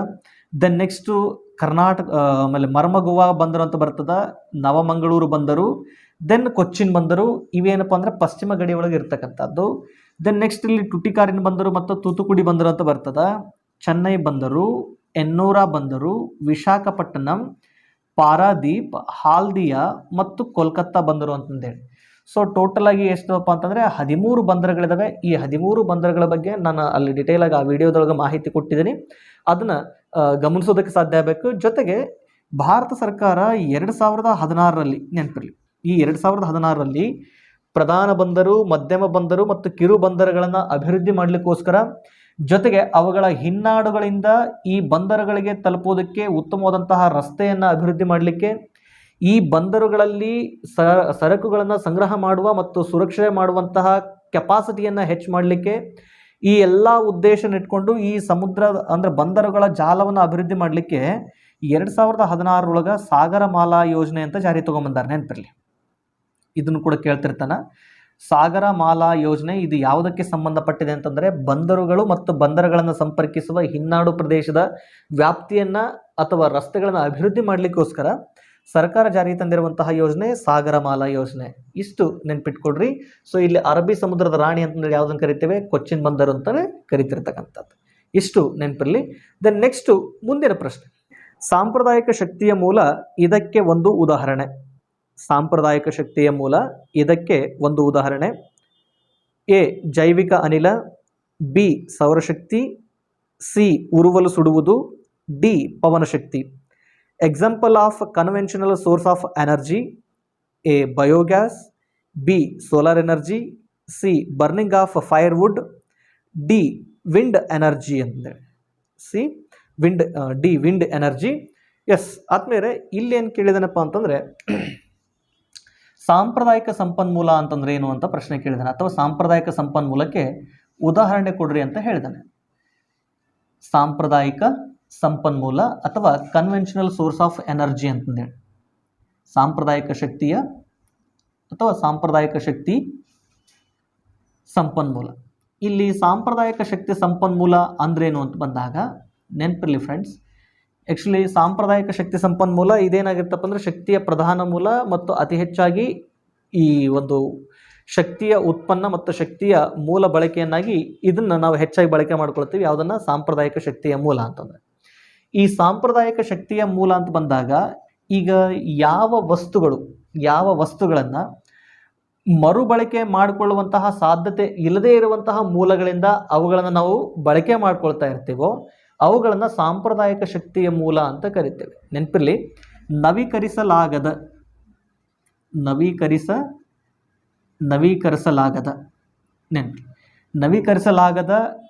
ಶಕ್ತಿಯ ಮೂಲಗಳಿಂದ ಪಡೆಯುವಂತಹ ಸಂಪನ್ಮೂಲಗಳನ್ನು ನಾವೇನಂತ ಕರಿತೀವಿ? ಸಾಂಪ್ರದಾಯಿಕ ಶಕ್ತಿಯ ಮೂಲಗಳು ಅಂತ ಕರಿತೀವಿ. ಇಲ್ಲಿ ನವೀಕರಿಸಲಾಗದ ಅಂದರೆ ಅರ್ಥ ಏನು? ಇವುಗಳನ್ನು ಯಥೇಚ್ಛವಾಗಿ ಬಳಕೆ ಮಾಡ್ತಾ ಇದ್ದರೆ ಅವು ಭೂಮಿಯ ಮೇಲೆ ಬರಿದಾಗ್ತಿರ್ತವೆ. ಪುನಃ ಉತ್ಪಾದನೆ ಮಾಡೋದಕ್ಕೆ ಸುದೀರ್ಘ ಶತಮಾನಗಳಷ್ಟು ಸಮಯ ಹಿಡಿತಿರ್ತದೆ. ಬಟ್ ಅವುಗಳನ್ನು ಖಾಲಿ ಮಾಡಿದ್ರೆ ಪುನಃ ಅವುಗಳನ್ನು ವಾಪಸ್ ಕಂಡುಕೊಳ್ಳೋದಕ್ಕೆ ತುಂಬ ಹೆಚ್ಚು ಲೇಟ್ ಆಗ್ತಿರ್ತದೆ. ಹೆಚ್ಚು ಕಡಿಮೆ ಬರಿದಾದವು ಅಂದರೆ ಮತ್ತೆ ಉತ್ಪಾದನೆ ಆಗುವಂತಹ ಸಾಧ್ಯತೆ ತೀರಾ ಕಡಿಮೆ ಮತ್ತು ಆಗಂಗೆ ಇಲ್ಲ ಅನ್ನೋಷ್ಟು ಮಟ್ಟಿಗೆ ಇರ್ತದೆ. ಆ ರೀತಿಯಾದಂತಹ ಸಂಪನ್ಮೂಲಗಳನ್ನು ನಾವೆಂತ ಕರಿತೀವಿ? ಸಾಂಪ್ರದಾಯಿಕ ಶಕ್ತಿ. ಸಾಂಪ್ರದಾಯಿಕ ಇಸ್ ನಥಿಂಗ್ ಬಟ್ ನವೀಕರಿಸಲಾಗದ ಶಕ್ತಿಯ ಮೂಲಗಳು. ನವೀಕರಿಸಲಾಗದ ಶಕ್ತಿಯ ಮೂಲಗಳನ್ನು ಯಾಕೆ ನಾವು ಸಾಂಪ್ರದಾಯಿಕ ಶಕ್ತಿ ಸಂಪನ್ಮೂಲಗಳು ಅಂತ ಕರಿತೀವಿ ಅಂದರೆ, ಈಗೇನು ನಾವು ಕೈಗಾರೀಕರಣದ ವ್ಯಾಪ್ತಿ ಇದೆ ನೋಡ್ರಿ, ಕೈಗಾರಿಕಾ ಉದ್ಯಮಗಳ ವ್ಯಾಪ್ತಿ.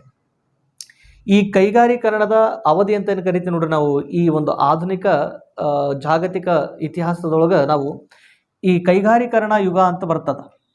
ಆ್ಯಕ್ಚುಲಿ 20ನೇ ಶತಮಾನದ ಪ್ರಾರಂಭದಿಂದ ಕೈಗಾರೀಕರಣ ಯುಗ ಅಂತ ಬರ್ತದೆ. ಈ ಕೈಗಾರೀಕರಣ ಯುಗಕ್ಕಿಂತನೂ ಮುಂಚಿತದಿಂದನೂ ನಾವು ಅತಿ ಹೆಚ್ಚಾಗಿ ಮತ್ತು ಯಥೇಚ್ಛವಾಗಿ ಬಳಕೆ ಮಾಡ್ಕೊಳ್ತಾ ಬಂದಿರುವಂತಹ ಸಂಪನ್ಮೂಲಗಳು ಅಂತಂದರೆ ಅವು ನವೀಕರಿಸಲಾಗದ ಶಕ್ತಿಯ ಸಂಪನ್ಮೂಲಗಳು. ಈ ನವೀಕರಿಸಲಾಗದ ಶಕ್ತಿಯ ಸಂಪನ್ಮೂಲಗಳಂತ ಬಂದಾಗ ಮುಖ್ಯವಾಗಿ ಪಳೆಯುಳಿಕೆ ಇಂಧನಗಳು ಬರ್ತವೆ. ಪಳೆಯುಳಿಕೆ ಇಂಧನಗಳು. ಇನ್ನೊಂದು ಎರಡನೇದ್ದು ಪರಮಾಣು ಇಂಧನಗಳು ಅಂತ ಬರ್ತವೆ. ಪಳೆಯುಳಿಕೆ ಇಂಧನಗಳು ಮತ್ತು ಪರಮಾಣು ಇಂಧನಗಳು ಅಂತಂದೇಳಿ. ಈ ಪಳೆಯುಳಿಕೆ ಇಂಧನ ಅಂತ ಬಂದಾಗ ಇಲ್ಲಿ ಶಕ್ತಿಯ ಸಂಪನ್ಮೂಲ ಕಲ್ಲಿದ್ದಲು ಆಗ್ತದೆ. ಕಲ್ಲಿದ್ದಲು ದ್ರವ ರೂಪದಲ್ಲಿ ಇತ್ತನಪ್ಪ ಅಂತಂದರೆ ಪೆಟ್ರೋಲಿಯಂ. ದೆನ್ ಥರ್ಡ್ ಒನ್ ಯಾವುದಪ್ಪ ಅಂತಂದರೆ ನೈಸರ್ಗಿಕ ಅನಿಲ ಅಂತ ಬರ್ತದೆ. ನ್ಯಾಚುರಲ್ ಗ್ಯಾಸ್, ನೈಸರ್ಗಿಕ ಅನಿಲ. ಈ ಒಂದು 3 ಪ್ರಮುಖ ಏನು ಪ್ರಧಾನ ಶಕ್ತಿಯ ಸಂಪನ್ಮೂಲಗಳದಾವಲ್ಲ, ಇವುಗಳನ್ನು ನಾವು ಪಳೆಯುಳಿಕೆ ಶಕ್ತಿಯ ಸಂಪನ್ಮೂಲ ಅಂತ ಕರೆದ್ರೆ, ಇನ್ನು ಎರಡನೇದ್ದು ಪರಮಾಣು ಶಕ್ತಿಯ ಸಂಪನ್ಮೂಲ ಅಂತ ಕರಿತೀವಿ. ಈ ಪರಮಾಣುಗಳು ಅಂತಂದರೆ ಈಗ ಫಾರ್ ಎಕ್ಸಾಂಪಲ್ ಯುರೇನಿಯಂ ಆಗಿರ್ಬೋದು, ಆಮೇಲೆ ಪ್ಲುಟೋನಿಯಂ ಆಗಿರ್ಬೋದು.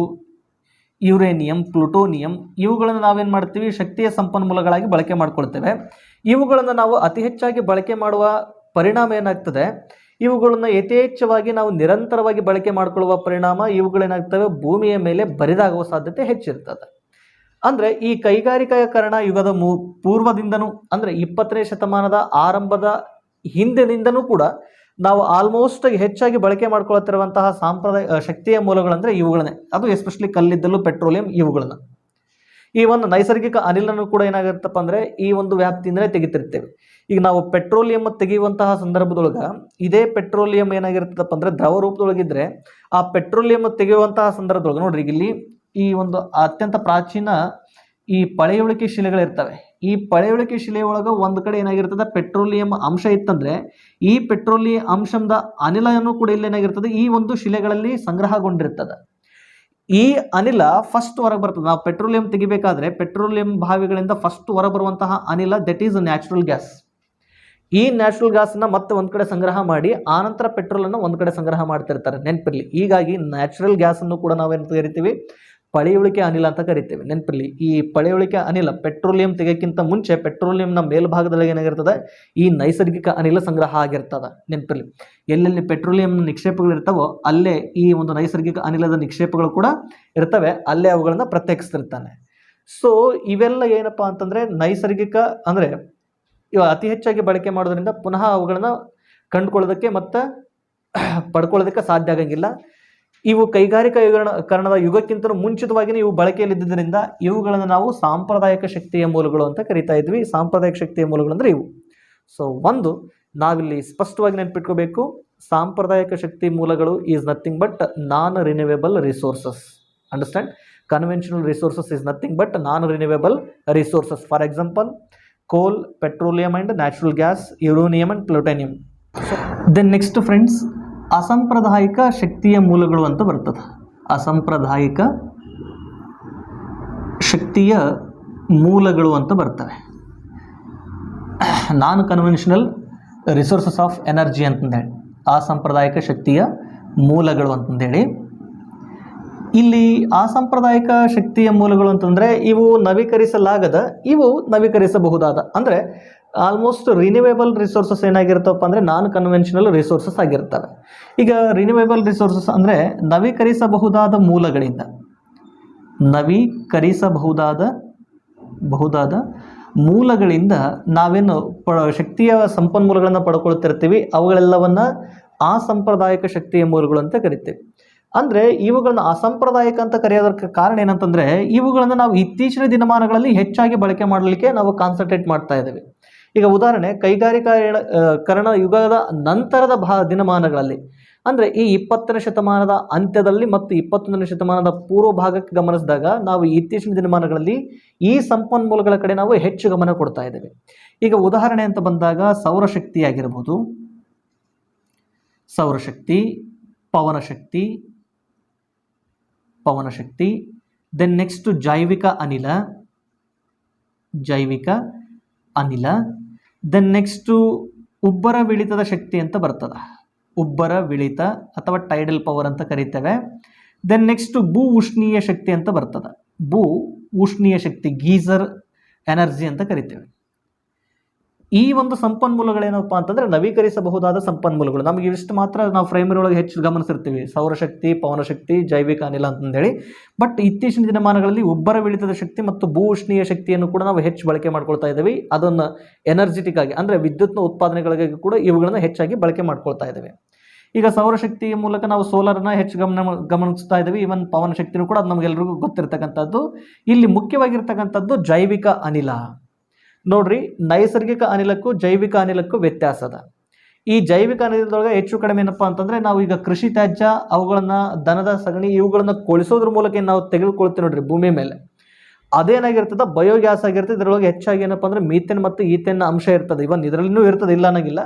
ಬಟ್ ಜೈವಿಕ ಅನಿಲಕ್ಕೂ ನೈಸರ್ಗಿಕ ಅನಿಲಕ್ಕೂ ವ್ಯತ್ಯಾಸ ಅಂದರೆ ಇದೇನಾಗಿರ್ತದೆ, ಈ ಒಂದು ಪೆಟ್ರೋಲಿಯಂನ ಉತ್ಪನ್ನ ಶಿಲೆಗಳ ಅಂದರೆ ತಳಭಾಗದೊಳಗೆ ಇದು ಸಂಗ್ರಹಗೊಂಡಿರ್ತದೆ. ಇದು ಭೂಮಿಯ ಮೇಲ್ಭಾಗದಲ್ಲಿ ನಾವು ಸಸ್ಯ ತ್ಯಾಜ್ಯಗಳನ್ನು ಮತ್ತು ಪ್ರಾಣಿ ತ್ಯಾಜ್ಯವನ್ನು ಕೊಳಿಸೋದ್ರ ಮೂಲಕ ಏನು ಪಡ್ಕೊಳ್ತಿರೋದು ನೋಡ್ರಿ, ದಟ್ ಈಸ್ ಅ ಬಯೋಗ್ಯಾಸ್. ಇದನ್ನು ಪುನಃ ನಾವು ಎಷ್ಟಾದರೂ ಬಳಕೆ ಮಾಡ್ಬೋದು, ಎಷ್ಟಾದರೂ ಉತ್ಪಾದನೆ ಮಾಡಲಿಕ್ಕೆ ಅವಕಾಶ ಇರ್ತದೆ. ಹಾಗಾಗಿ ಈ ಬಯೋಗ್ಯಾಸನ್ನು ಯಾವುದಕ್ಕೆ ಸೇರ್ಪಡೆ ಮಾಡಿದ್ದಾರೆ ಅಂದರೆ ಅಸಾಂಪ್ರದಾಯಿಕ ಶಕ್ತಿಯ ಮೂಲಕ ಇದನ್ನ ಹೋಲಿಕೆ ಮಾಡಿದ್ದಾರೆ, ಸೇರಿಸಿದ್ದಾರೆ. ದೆನ್ ನೆಕ್ಸ್ಟ್ ಉಬ್ಬರ ವಿಳಿತದ ಶಕ್ತಿ ಅಂತ ಬರ್ತದೆ, ಟೈಡಲ್ ಪವರ್ ಅಂತಂದೇಳಿ. ಟೈಡಲ್ ಪವರ್ ಅಥವಾ ಈ ಸಮುದ್ರದ ಅಲೆಗಳ ಮೂಲಕ ಬರುವಂತಹ ಶಕ್ತಿಯನ್ನು ಬಳಕೆ ಮಾಡಿಕೊಂಡು ವಿದ್ಯುತ್ತಾಗಿ ಪರಿವರ್ತನೆ ಮಾಡ್ತಾ ಇರ್ತೀವಿ, ಅಥವಾ ವಿದ್ಯುತ್ ಶಕ್ತಿಯನ್ನಾಗಿ ಪರಿವರ್ತನೆ ಮಾಡ್ತಾ ಇರ್ತೀವಿ. ಇದು ಕೂಡ ಈ ಎಷ್ಟು ಬಳಕೆ ಮಾಡಿದರೂ ಕೂಡ ಕಡಿಮೆ ಆಗದೇ ಇರುವಂತಹ ನೈಸರ್ಗಿಕ ಸಂಪನ್ಮೂಲ.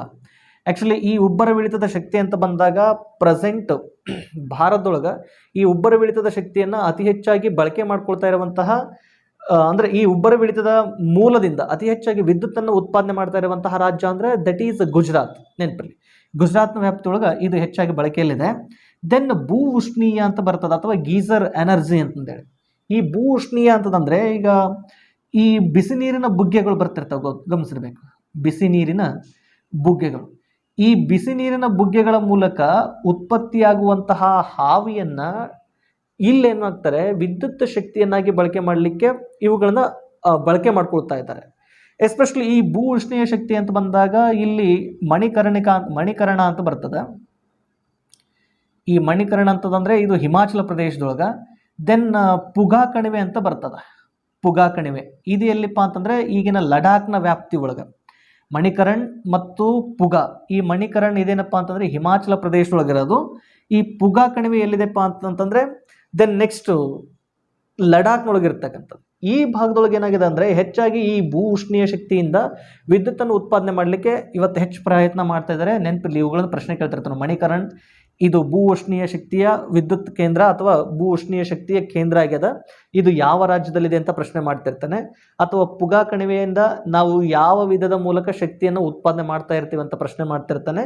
ಸೊ ಆ ಪುಗಾ ಕಣಿವೆ ಇರೋದೆಲ್ಲಿಪ್ಪ ಅಂದರೆ ಲಡಾಖ್. ಇದರ ಜೊತೆಗೆ ಇತ್ತೀಚಿನ ದಿನಮಾನಗಳಲ್ಲಿ ಛತ್ತೀಸ್ಗಢದಲ್ಲಿಯೂ ಕೂಡ ಈ ಎರಡಕ್ಕಿಂತ ಹೆಚ್ಚು ಸಾಮರ್ಥ್ಯ ಇರುವಂತಹ ಈ ಭೂ ಉಷ್ಣೀಯ ವಿದ್ಯುತ್ತನ್ನು ಉತ್ಪಾದನೆ ಮಾಡಲಿಕ್ಕೆ ಸರ್ಕಾರ ಪ್ಲಾನ್ ಮಾಡಿದ. ಅದು ಎಲ್ಲಿ ಅನ್ನೋದನ್ನು ಕರೆಂಟ್ ಅಫೇರ್ಸ್ಗಳ ಮೂಲಕ ಅದು ಪ್ರಚಲಿತಕ್ಕೆ ಬಂದಾಗ ಅದನ್ನು ಕೂಡ ಸ್ವಲ್ಪ ಗಮನಿಸಿ ನೆನಪಲ್ಲಿ ಇಟ್ಕೊಳ್ಳೋಕ್ಕೆ ಸಾಧ್ಯ ಆಗಿರಬೇಕು. ಇವಿಷ್ಟೇನಪ್ಪ ಅಂದರೆ ಸಾಂಪ್ರದಾಯಿಕ ಶಕ್ತಿ ಮೂಲ ಮತ್ತು ಅಸಾಂಪ್ರದಾಯಿಕ ಶಕ್ತಿ ಮೂಲಗಳು. ಇಲ್ಲಿ ನಮಗೆ ಆಪ್ಷನ್ ಏನು ಕೊಟ್ಟಿದ್ದಾನಪ್ಪ ಅಂತಂದರೆ ಫಸ್ಟ್ ಬಯೋಗ್ಯಾಸ್ ಕೊಟ್ಟಿದ್ದಾನೆ. ಬಯೋಗ್ಯಾಸ್ ಇದು ಅಸಾಂಪ್ರದಾಯಿಕ, ಸಾಂಪ್ರದಾಯಿಕ ಅಂತೂ ಅಲ್ಲ. ದೆನ್ ನೆಕ್ಸ್ಟು ಇಲ್ಲಿ ಇವುಗಳನ್ನ ಎಲ್ಲವನ್ನು ಗಮನಿಸಿದಾಗ ಆಪ್ಷನ್ ಪ್ರಕಾರ ಗಮನಿಸೋದಾದರೆ ಮತ್ತೊಂದು ಸಲ ಅದನ್ನ ಒಂದಿಷ್ಟು ಗಮನಿಸ್ರಿ. ಆಪ್ಷನ್ ಪ್ರಕಾರ ಜೈವಿಕ ಅನಿಲ, ಸೌರಶಕ್ತಿ, ಉರುವಲು ಸುಡುವುದು ಮತ್ತು ಪವನ ಶಕ್ತಿ ಅಂತ ಕೊಟ್ಟಾನ. ಬಟ್ ನಾನು ಹೇಳಿದ್ದಕ್ಕೂ ಇಲ್ಲಿರುವಂತಹ ಉದಾಹರಣೆಗಳಿಗೂ ಯಾವುದೇ ಅಂದರೆ ನಾವು ಕಾನ್ಸೆಪ್ಟ್ ಅರ್ಥ ಮಾಡೋದಂದರೆ ಆಪ್ಷನ್ ಒಳಗಿದ್ದಂತಹ ನಾವು ಇದನ್ನು ಗಮನಿಸ್ಬೋದು. ಇಲ್ಲಿ ಜೈವಿಕ ಅನಿಲ, ಸೌರಶಕ್ತಿ, ಪವನಶಕ್ತಿ ಇವುಗಳು ಸಾಂಪ್ರದಾಯಿಕ ಶಕ್ತಿ ಮೂಲಗಳಂತೂ ಅಲ್ಲ. ಸೊ ಈಗ ಇಲ್ಲಿ ಯಾವುದನ್ನು ಹೊರಗಿಡಬೇಕು ಅಂತಂದರೆ ಉರುವಲು ಸುಡುವುದು ಅಂತ ಏನೈತಲ್ಲ, ಈಗ ಅತಿ ಹೆಚ್ಚಾಗಿ ನಾವು ಉರುವಲುಗಳನ್ನು ಬಳಕೆ ಮಾಡಿದರೂ ಸಹ ಭೂಮಿಯ ಮೇಲೆ ಅರಣ್ಯ ನಾಶ ಆಯ್ತು ಅಂದರೆ ಸಡನ್ನಾಗಿ ಮತ್ತೆ ಅದನ್ನು ಉತ್ಪಾದನೆ ಮಾಡಲಿಕ್ಕೆ ಸಾಧ್ಯ ಆಗಂಗಿಲ್ಲ. ಪರಿಣಾಮ ಅದನ್ನು ಕೂಡ ಏನು ಮಾಡಿದಾರಪ್ಪ ಅಂದರೆ ಸಾಂಪ್ರದಾಯಿಕ ಶಕ್ತಿಯ ಮೂಲದ ವ್ಯಾಪ್ತಿಗೆ ಸೇರ್ಪಡೆ ಮಾಡಿದ್ದಾರೆ. ಸೊ ಇವುಗಳನ್ನು ಗಮನಿಸಿದಾಗ ಇಲ್ಲಿ ಪೆಟ್ರೋಲ್ ಅಥವಾ ಉರುವಲುಗಳನ್ನು ಏನು ಮಾಡಬೇಕು, ಹೊರಗಡೆ ತೆಗಿತಕ್ಕಂಥದ್ದು ಸಾಂಪ್ರದಾಯಿಕ ಶಕ್ತಿಯ ಮೂಲ ಅಂತಂದರೆ ಇಲ್ಲಿ ಉರುವಲು ಅಂತಂದೇಳಿ. ಸೊ ಇದಿಷ್ಟು ನೆನಪಿರಲಿ. ದೆನ್ ಮುಂದಿನ ಪ್ರಶ್ನೆಗಳಿಗೆ ಗಮನಿಸೋದಾದರೆ ಇವುಗಳಲ್ಲಿ ಹಳೆಯ ಪಟ್ಟು ಪರ್ವತಗಳು A Alps, B Ural, C Aravali, D Himalaya. Oldest fold mountains are Alps, Ural, Aravallis, Himalayas. So ಇಲ್ಲಿ ಗಮನಿಸ್ರಿ ಫ್ರೆಂಡ್ಸ್, ಆ್ಯಕ್ಚುಲಿ ಪಟ್ಟು ಪರ್ವತ ಅಂತಂದರೆ ನಿಮಗೆ ಪದ ಅರ್ಥ ಆಗಲಿಲ್ಲ ಅಂತಂದರೆ ಇಂಗ್ಲೀಷ್ನೊಳಗೆ ಅದನ್ನು ಗಮನಿಸ್ಬೋದು ನಾವಿಲ್ಲಿ. ಪಟ್ಟು ಪರ್ವತ is nothing but folded mountain ಅಂತ ಅರ್ಥ. ಪಟ್ಟು ಪರ್ವತ is nothing but folded mountain. ನಾವೇನು ಮಾಡಿರ್ತೀವಿ, ಪಟ್ಟು ಪರ್ವತನ ಕರೆಯೋದ್ರ ಬದಲಾಗಿ ನಾವು ಮಡಿಕೆ ಪರ್ವತಗಳು ಅಂತ ಕರೆದಿರ್ತೀವಿ. ಈ ಮಡಿಕೆ ಪರ್ವತ ಅಂದ್ರೂ ಒಂದೇ, ಪಟ್ಟು ಪರ್ವತ ಅಂದ್ರೂ ಒಂದೇ. So those are all is nothing but folded mountains ಅಂತೇಳಿ. Folded mountains. ಈ ಪ್ರಪಂಚದಲ್ಲಿ ಅತ್ಯಂತ ಹಳೆಯ ಪಟ್ಟು ಪರ್ವತ ಅಥವಾ ಅತ್ಯಂತ ಹಳೆಯ ಮಡಿಕೆ ಪರ್ವತ ಯಾವುದು ಅಂತಂದೇ ಪ್ರಶ್ನೆ ಕೇಳಿದಾನೆ ಇಲ್ಲಿ. ಆ್ಯಕ್ಚುಲಿ ಈ ಅತ್ಯಂತ ಹಳೆಯ ಮಡಿಕೆ ಪರ್ವತ ಅಂತ ನೇರವಾಗಿ ಪ್ರಶ್ನೆ ಮಾಡಿದರೆ ಸಡನ್ನಾಗಿ ಅಂಡರ್ಸ್ಟ್ಯಾಂಡ್ ಆಗಿಬಿಡ್ತಾ ಇತ್ತೇನೋ. ಆದರೆ ಇಲ್ಲಿ ಪಟ್ಟು ಪರ್ವತ ಅಂತ ಪದ ಬಳಕೆ ಮಾಡ್ಯಾನ. ಪಟ್ಟು ಪರ್ವತ ಇಸ್ ನಥಿಂಗ್ ಬಟ್ ಮಡಿಕೆ ಪರ್ವತ is nothing but folded mountains. ಇಲ್ಲಿ ಒಂದು ಸ್ಪಷ್ಟ ಆಗಿದೆ. ಇಲ್ಲಿ ಅತ್ಯಂತ ಹಳೆಯ ಪಟ್ಟು ಪರ್ವತ ಅಂತಂದರೆ ದಟ್ ಈಸ್ ಅರಾವಳಿ ಪರ್ವತ. ಈ ಅರಾವಳಿ ಪರ್ವತವನ್ನು ನಾವು ಫೋಲ್ಡೆಡ್ ಮೌಂಟೇನ್ಗೂ ಕೂಡ ಹೋಲಿಕೆ ಮಾಡುತ್ತೇವೆ. ಜೊತೆಗೆ ಶೇಷ ಪರ್ವತ ಅನ್ನೋದನ್ನು ಕೂಡ ನಾವು ಇಲ್ಲಿ ಹೋಲಿಕೆ ಮಾಡುತ್ತೇವೆ. ಇಲ್ಲಿ ಭೂಮಿಯ ಮೇಲೆ ಶಿಲೆಗಳ ರಚನೆಯ ಮತ್ತು ಶಿಲೆಗಳ ಉಗಮಗಳ ಆಧಾರದ ಮೇಲೆ ಪರ್ವತಗಳು ನಿರ್ಮಾಣ ಆಗಿದ್ದಾವೆ. ಆ ಪರ್ವತಗಳು ನಿರ್ಮಾಣದ ಆಧಾರದ ಮೇಲೆ ನಾವಿಲ್ಲಿ 4 ವಿಧಗಳನ್ನಾಗಿ ಪರ್ವತಗಳನ್ನು ಗುರುತಿಸ್ತೇವೆ. ಆ 4 ವಿಧಗಳಂತ ಬಂದಾಗ ಮೊದಲಿಗೆ ಬರ್ತಕ್ಕಂಥದ್ದೇ ಮಡಿಕೆ ಪರ್ವತಗಳು. ಮೊದಲಿಗೆ ಬರೋದು ಮಡಿಕೆ ಪರ್ವತಗಳು. ಈ ಮಡಿಕೆ ಪರ್ವತಗಳು ಹೇಗೆ ನಿರ್ಮಾಣ ಆಗಿದಾವೆ ಅಂತಂದರೆ ನೋಡ್ರಿ, ಈಗ ಇದೊಂದು ಭೂಮಿಯನ್ನು ಭಾಗ ಮಾಡಿದಾಗ ಇಲ್ಲಿ ಮೇಲೆ ಭೂತೊಗಟೆ, ಆನಂತರ ಮ್ಯಾಂಟಲ್ ಬರ್ತದೆ. ಈ ಮ್ಯಾಂಟಲ್ನೊಳಗೆ ಏನದಪ್ಪ ಅಂತಂದರೆ ಮ್ಯಾಗ್ಮಾ. ಈ ಮ್ಯಾಗ್ಮಾ ಏನಾಗಿದೆಪ್ಪ ಅಂತಂದರೆ ಪ್ಲಾಸ್ಮಾ ಆಕಾರದಲ್ಲಿರ್ತಕ್ಕಂಥದ್ದು. ಜೊತೆಗೆ ಇದು ಸಾಂದ್ರತೆ ಹೆಚ್ಚಾಗಿರೋದ್ರಿಂದ ಭೂತೊಗಟೆ ಇವುಗಳ ಮೇಲೆ ತೇಲ್ತಾ ಇರ್ತವೆ. ಭೂತೊಗಟೆಗಳು ಈ ಮ್ಯಾಗ್ಮಾದ ಮೇಲೆ ಏನಾಗಿರ್ತವೆ, ತೇಲ್ತಾ ಇರ್ತವೆ. ಇವುಗಳನ್ನು ನಾವು ಟೆಕ್ಟಾನಿಕ್ ಪ್ಲೇಟ್ಸ್ ಅಂತ ಇಂಗ್ಲೀಷ್ ಒಳಗೆ ಕರಿತೇವೆ. ಈ ಮ್ಯಾಗ್ಮಾ ತೇಲ್ತಾ ಇರೋ ಪರಿಣಾಮ, ಮ್ಯಾಗ್ಮಾದ ಮೇಲೆ ಈ ಭೂತೊಗಟೆಗಳು ತೇಲ್ತಾ ಇರೋ ಪರಿಣಾಮ ಒಂದಕ್ಕೊಂದು ಡಿಕ್ಕಿ ಹಾಕ್ತಾ ಇರ್ತವೆ, ಒಂದಕ್ಕೊಂದು ವಿಕಸನ ಹೊಂದಿರ್ತವೆ ಮತ್ತು ಸಂಕುಚನಗೊಳ್ತಿರ್ತವೆ. ಈ ವಿಕಸನ ಮತ್ತು ಸಂಕುಚನಗೊಳ್ಳುವ ಸಂದರ್ಭದೊಳಗೆ ಈ ಮಧ್ಯಭಾಗದೊಳಗೆ ಏನಾದರೂ ಸಮುದ್ರ ಇತ್ತನಪ್ಪ ಅಂತಂದರೆ ಒಂದಕ್ಕೊಂದು ಬಂದಾಗ ಇದು ಮುಚ್ಕೊಂಡ್ಬಿಡ್ತದೆ. ಇಲ್ಲಪ್ಪ ಅಂತಂದ್ರೆ ಒಂದಕ್ಕೊಂದು ವಿಕಸನಗೊಂಡಾಗ ಈ ಭಾಗದಲ್ಲಿದ್ದಂತಹ ಮ್ಯಾಗ್ಮಾ ಹೊರಬರೋ ಸಾಧ್ಯತೆಯೂ ಕೂಡ ಇರ್ತವೆ. ಆ ರೀತಿ ಮ್ಯಾಗ್ಮಾ ಹೊರಗೆ ಬಂತು ಅಂದರೆ ಅದು ಜ್ವಾಲಾಮುಖಿ ಆಗ್ತಿರ್ತದೆ. ಅವುಗಳನ್ನ ಆ ನಂತರ ನೋಡೋಣ. ಇಲ್ಲಿ ಮಡಿಕೆ ಪರ್ವತಗಳು ಹೇಗೆ ನಿರ್ಮಾಣಗೊಂಡು ಅಂತ ಬಂದಾಗ ಈ ರೀತಿ ಸಮುದ್ರದ ಭಾಗದೊಳಗೆ ಕೆಲವೊಂದು ಏನಾಗಿರ್ತಪ್ಪ ಅಂತಂದರೆ ಪದರು ಶಿಲೆಗಳು ನಿರ್ಮಾಣಗೊಂಡಿರ್ತವೆ. ಪದರಶಿಲೆಗಳು. ಈಗ ಫಾರ್ ಎಕ್ಸಾಂಪಲ್ ಇದೊಂದು ಭೂತೊಗಟೆ ಅಂತ ತಿಳ್ಕೊಳ್ಳೋಣ. ಈ ಭಾಗದೊಳಗೆ ಏನಪ್ಪ ಅಂದರೆ ಮ್ಯಾಗ್ಮಾ ಅದ, ಹೌದಾ, ಶಿಲಾಪಾಕ ಅದ. ಇದು ಒಂದಕ್ಕೊಂದು ಜಾಯಿಂಟ್ ಆಗೋ ಸಂದರ್ಭದೊಳಗೆ ಏನಾಗಿರುತ್ತಪ್ಪ ಅಂತಂದರೆ ಇದು ಈ ಒಂದು ಭಾಗ ಮತ್ತು ಈ ಭಾಗ ಏನಾಗುತ್ತಪ್ಪ ಅಂತಂದರೆ ಮೇಲಕ್ಕೆ ಹೋಗೋಕ್ಕೆ ಪ್ರಾರಂಭ ಮಾಡ್ತದೆ. ಸೊ ಈ ರೀತಿ ಮೇಲಕ್ಕೆ ಹೋಗೋಕ್ಕೆ ಪ್ರಾರಂಭ ಮಾಡಿದಾಗ ನೋಡ್ರಿ, ಇಲ್ಲಿದ್ದಾನೆ ತಳಭಾಗದಿದ್ದಾನೆ ಇದು ಭೂಭಾಗ ಏನಾಗುತ್ತಪ್ಪ ಅಂದರೆ ಮೇಲಕ್ಕೆ ಬರೋಕ್ಕೆ ಸಾಧ್ಯತೆ ಇರ್ತದೆ. ಯಾವಾಗಿದು ಸಂಕುಚಿತಗೊಳ್ಳುವಂಥ ಸಂದರ್ಭದೊಳಗೆ. ಈ ರೀತಿ ಸಂಕುಚಿತಗೊಳ್ಳುವಂತಹ ಸಂದರ್ಭದೊಳಗೆ ಇಲ್ಲಿರುವಂತಹ ಪದರಗಳು ಏನಾಗುತ್ತಪ್ಪ ಅಂದರೆ ಮೇಲಕ್ಕೆ ಈ ರೀತಿ ಎದ್ದು ನಿಂತ್ಕೊಂಡು ಏನಪ್ಪ ಅಂತಂದರೆ ಇವು ಮಡಚ್ಕೊಂಡು ಇವುಗಳನ್ನು ಫೋಲ್ಡೆಡ್ ಅಂತ ಕರಿತಿರ್ತೀವಿ ಅಥವಾ ಮಡಿಕೆ ಪರ್ವತಗಳು ಅಂತ ಕರಿತೀವಿ. ಇದಕ್ಕೆ ರೀಸನ್ ಏನಂತ ಗೊತ್ತಾಯ್ತು ನಿಮಗೆ, ಒಂದಕ್ಕೊಂದು ಜಾಯಿಂಟ್ ಆಗುವಂಥ ಸಂದರ್ಭದೊಳಗೆ.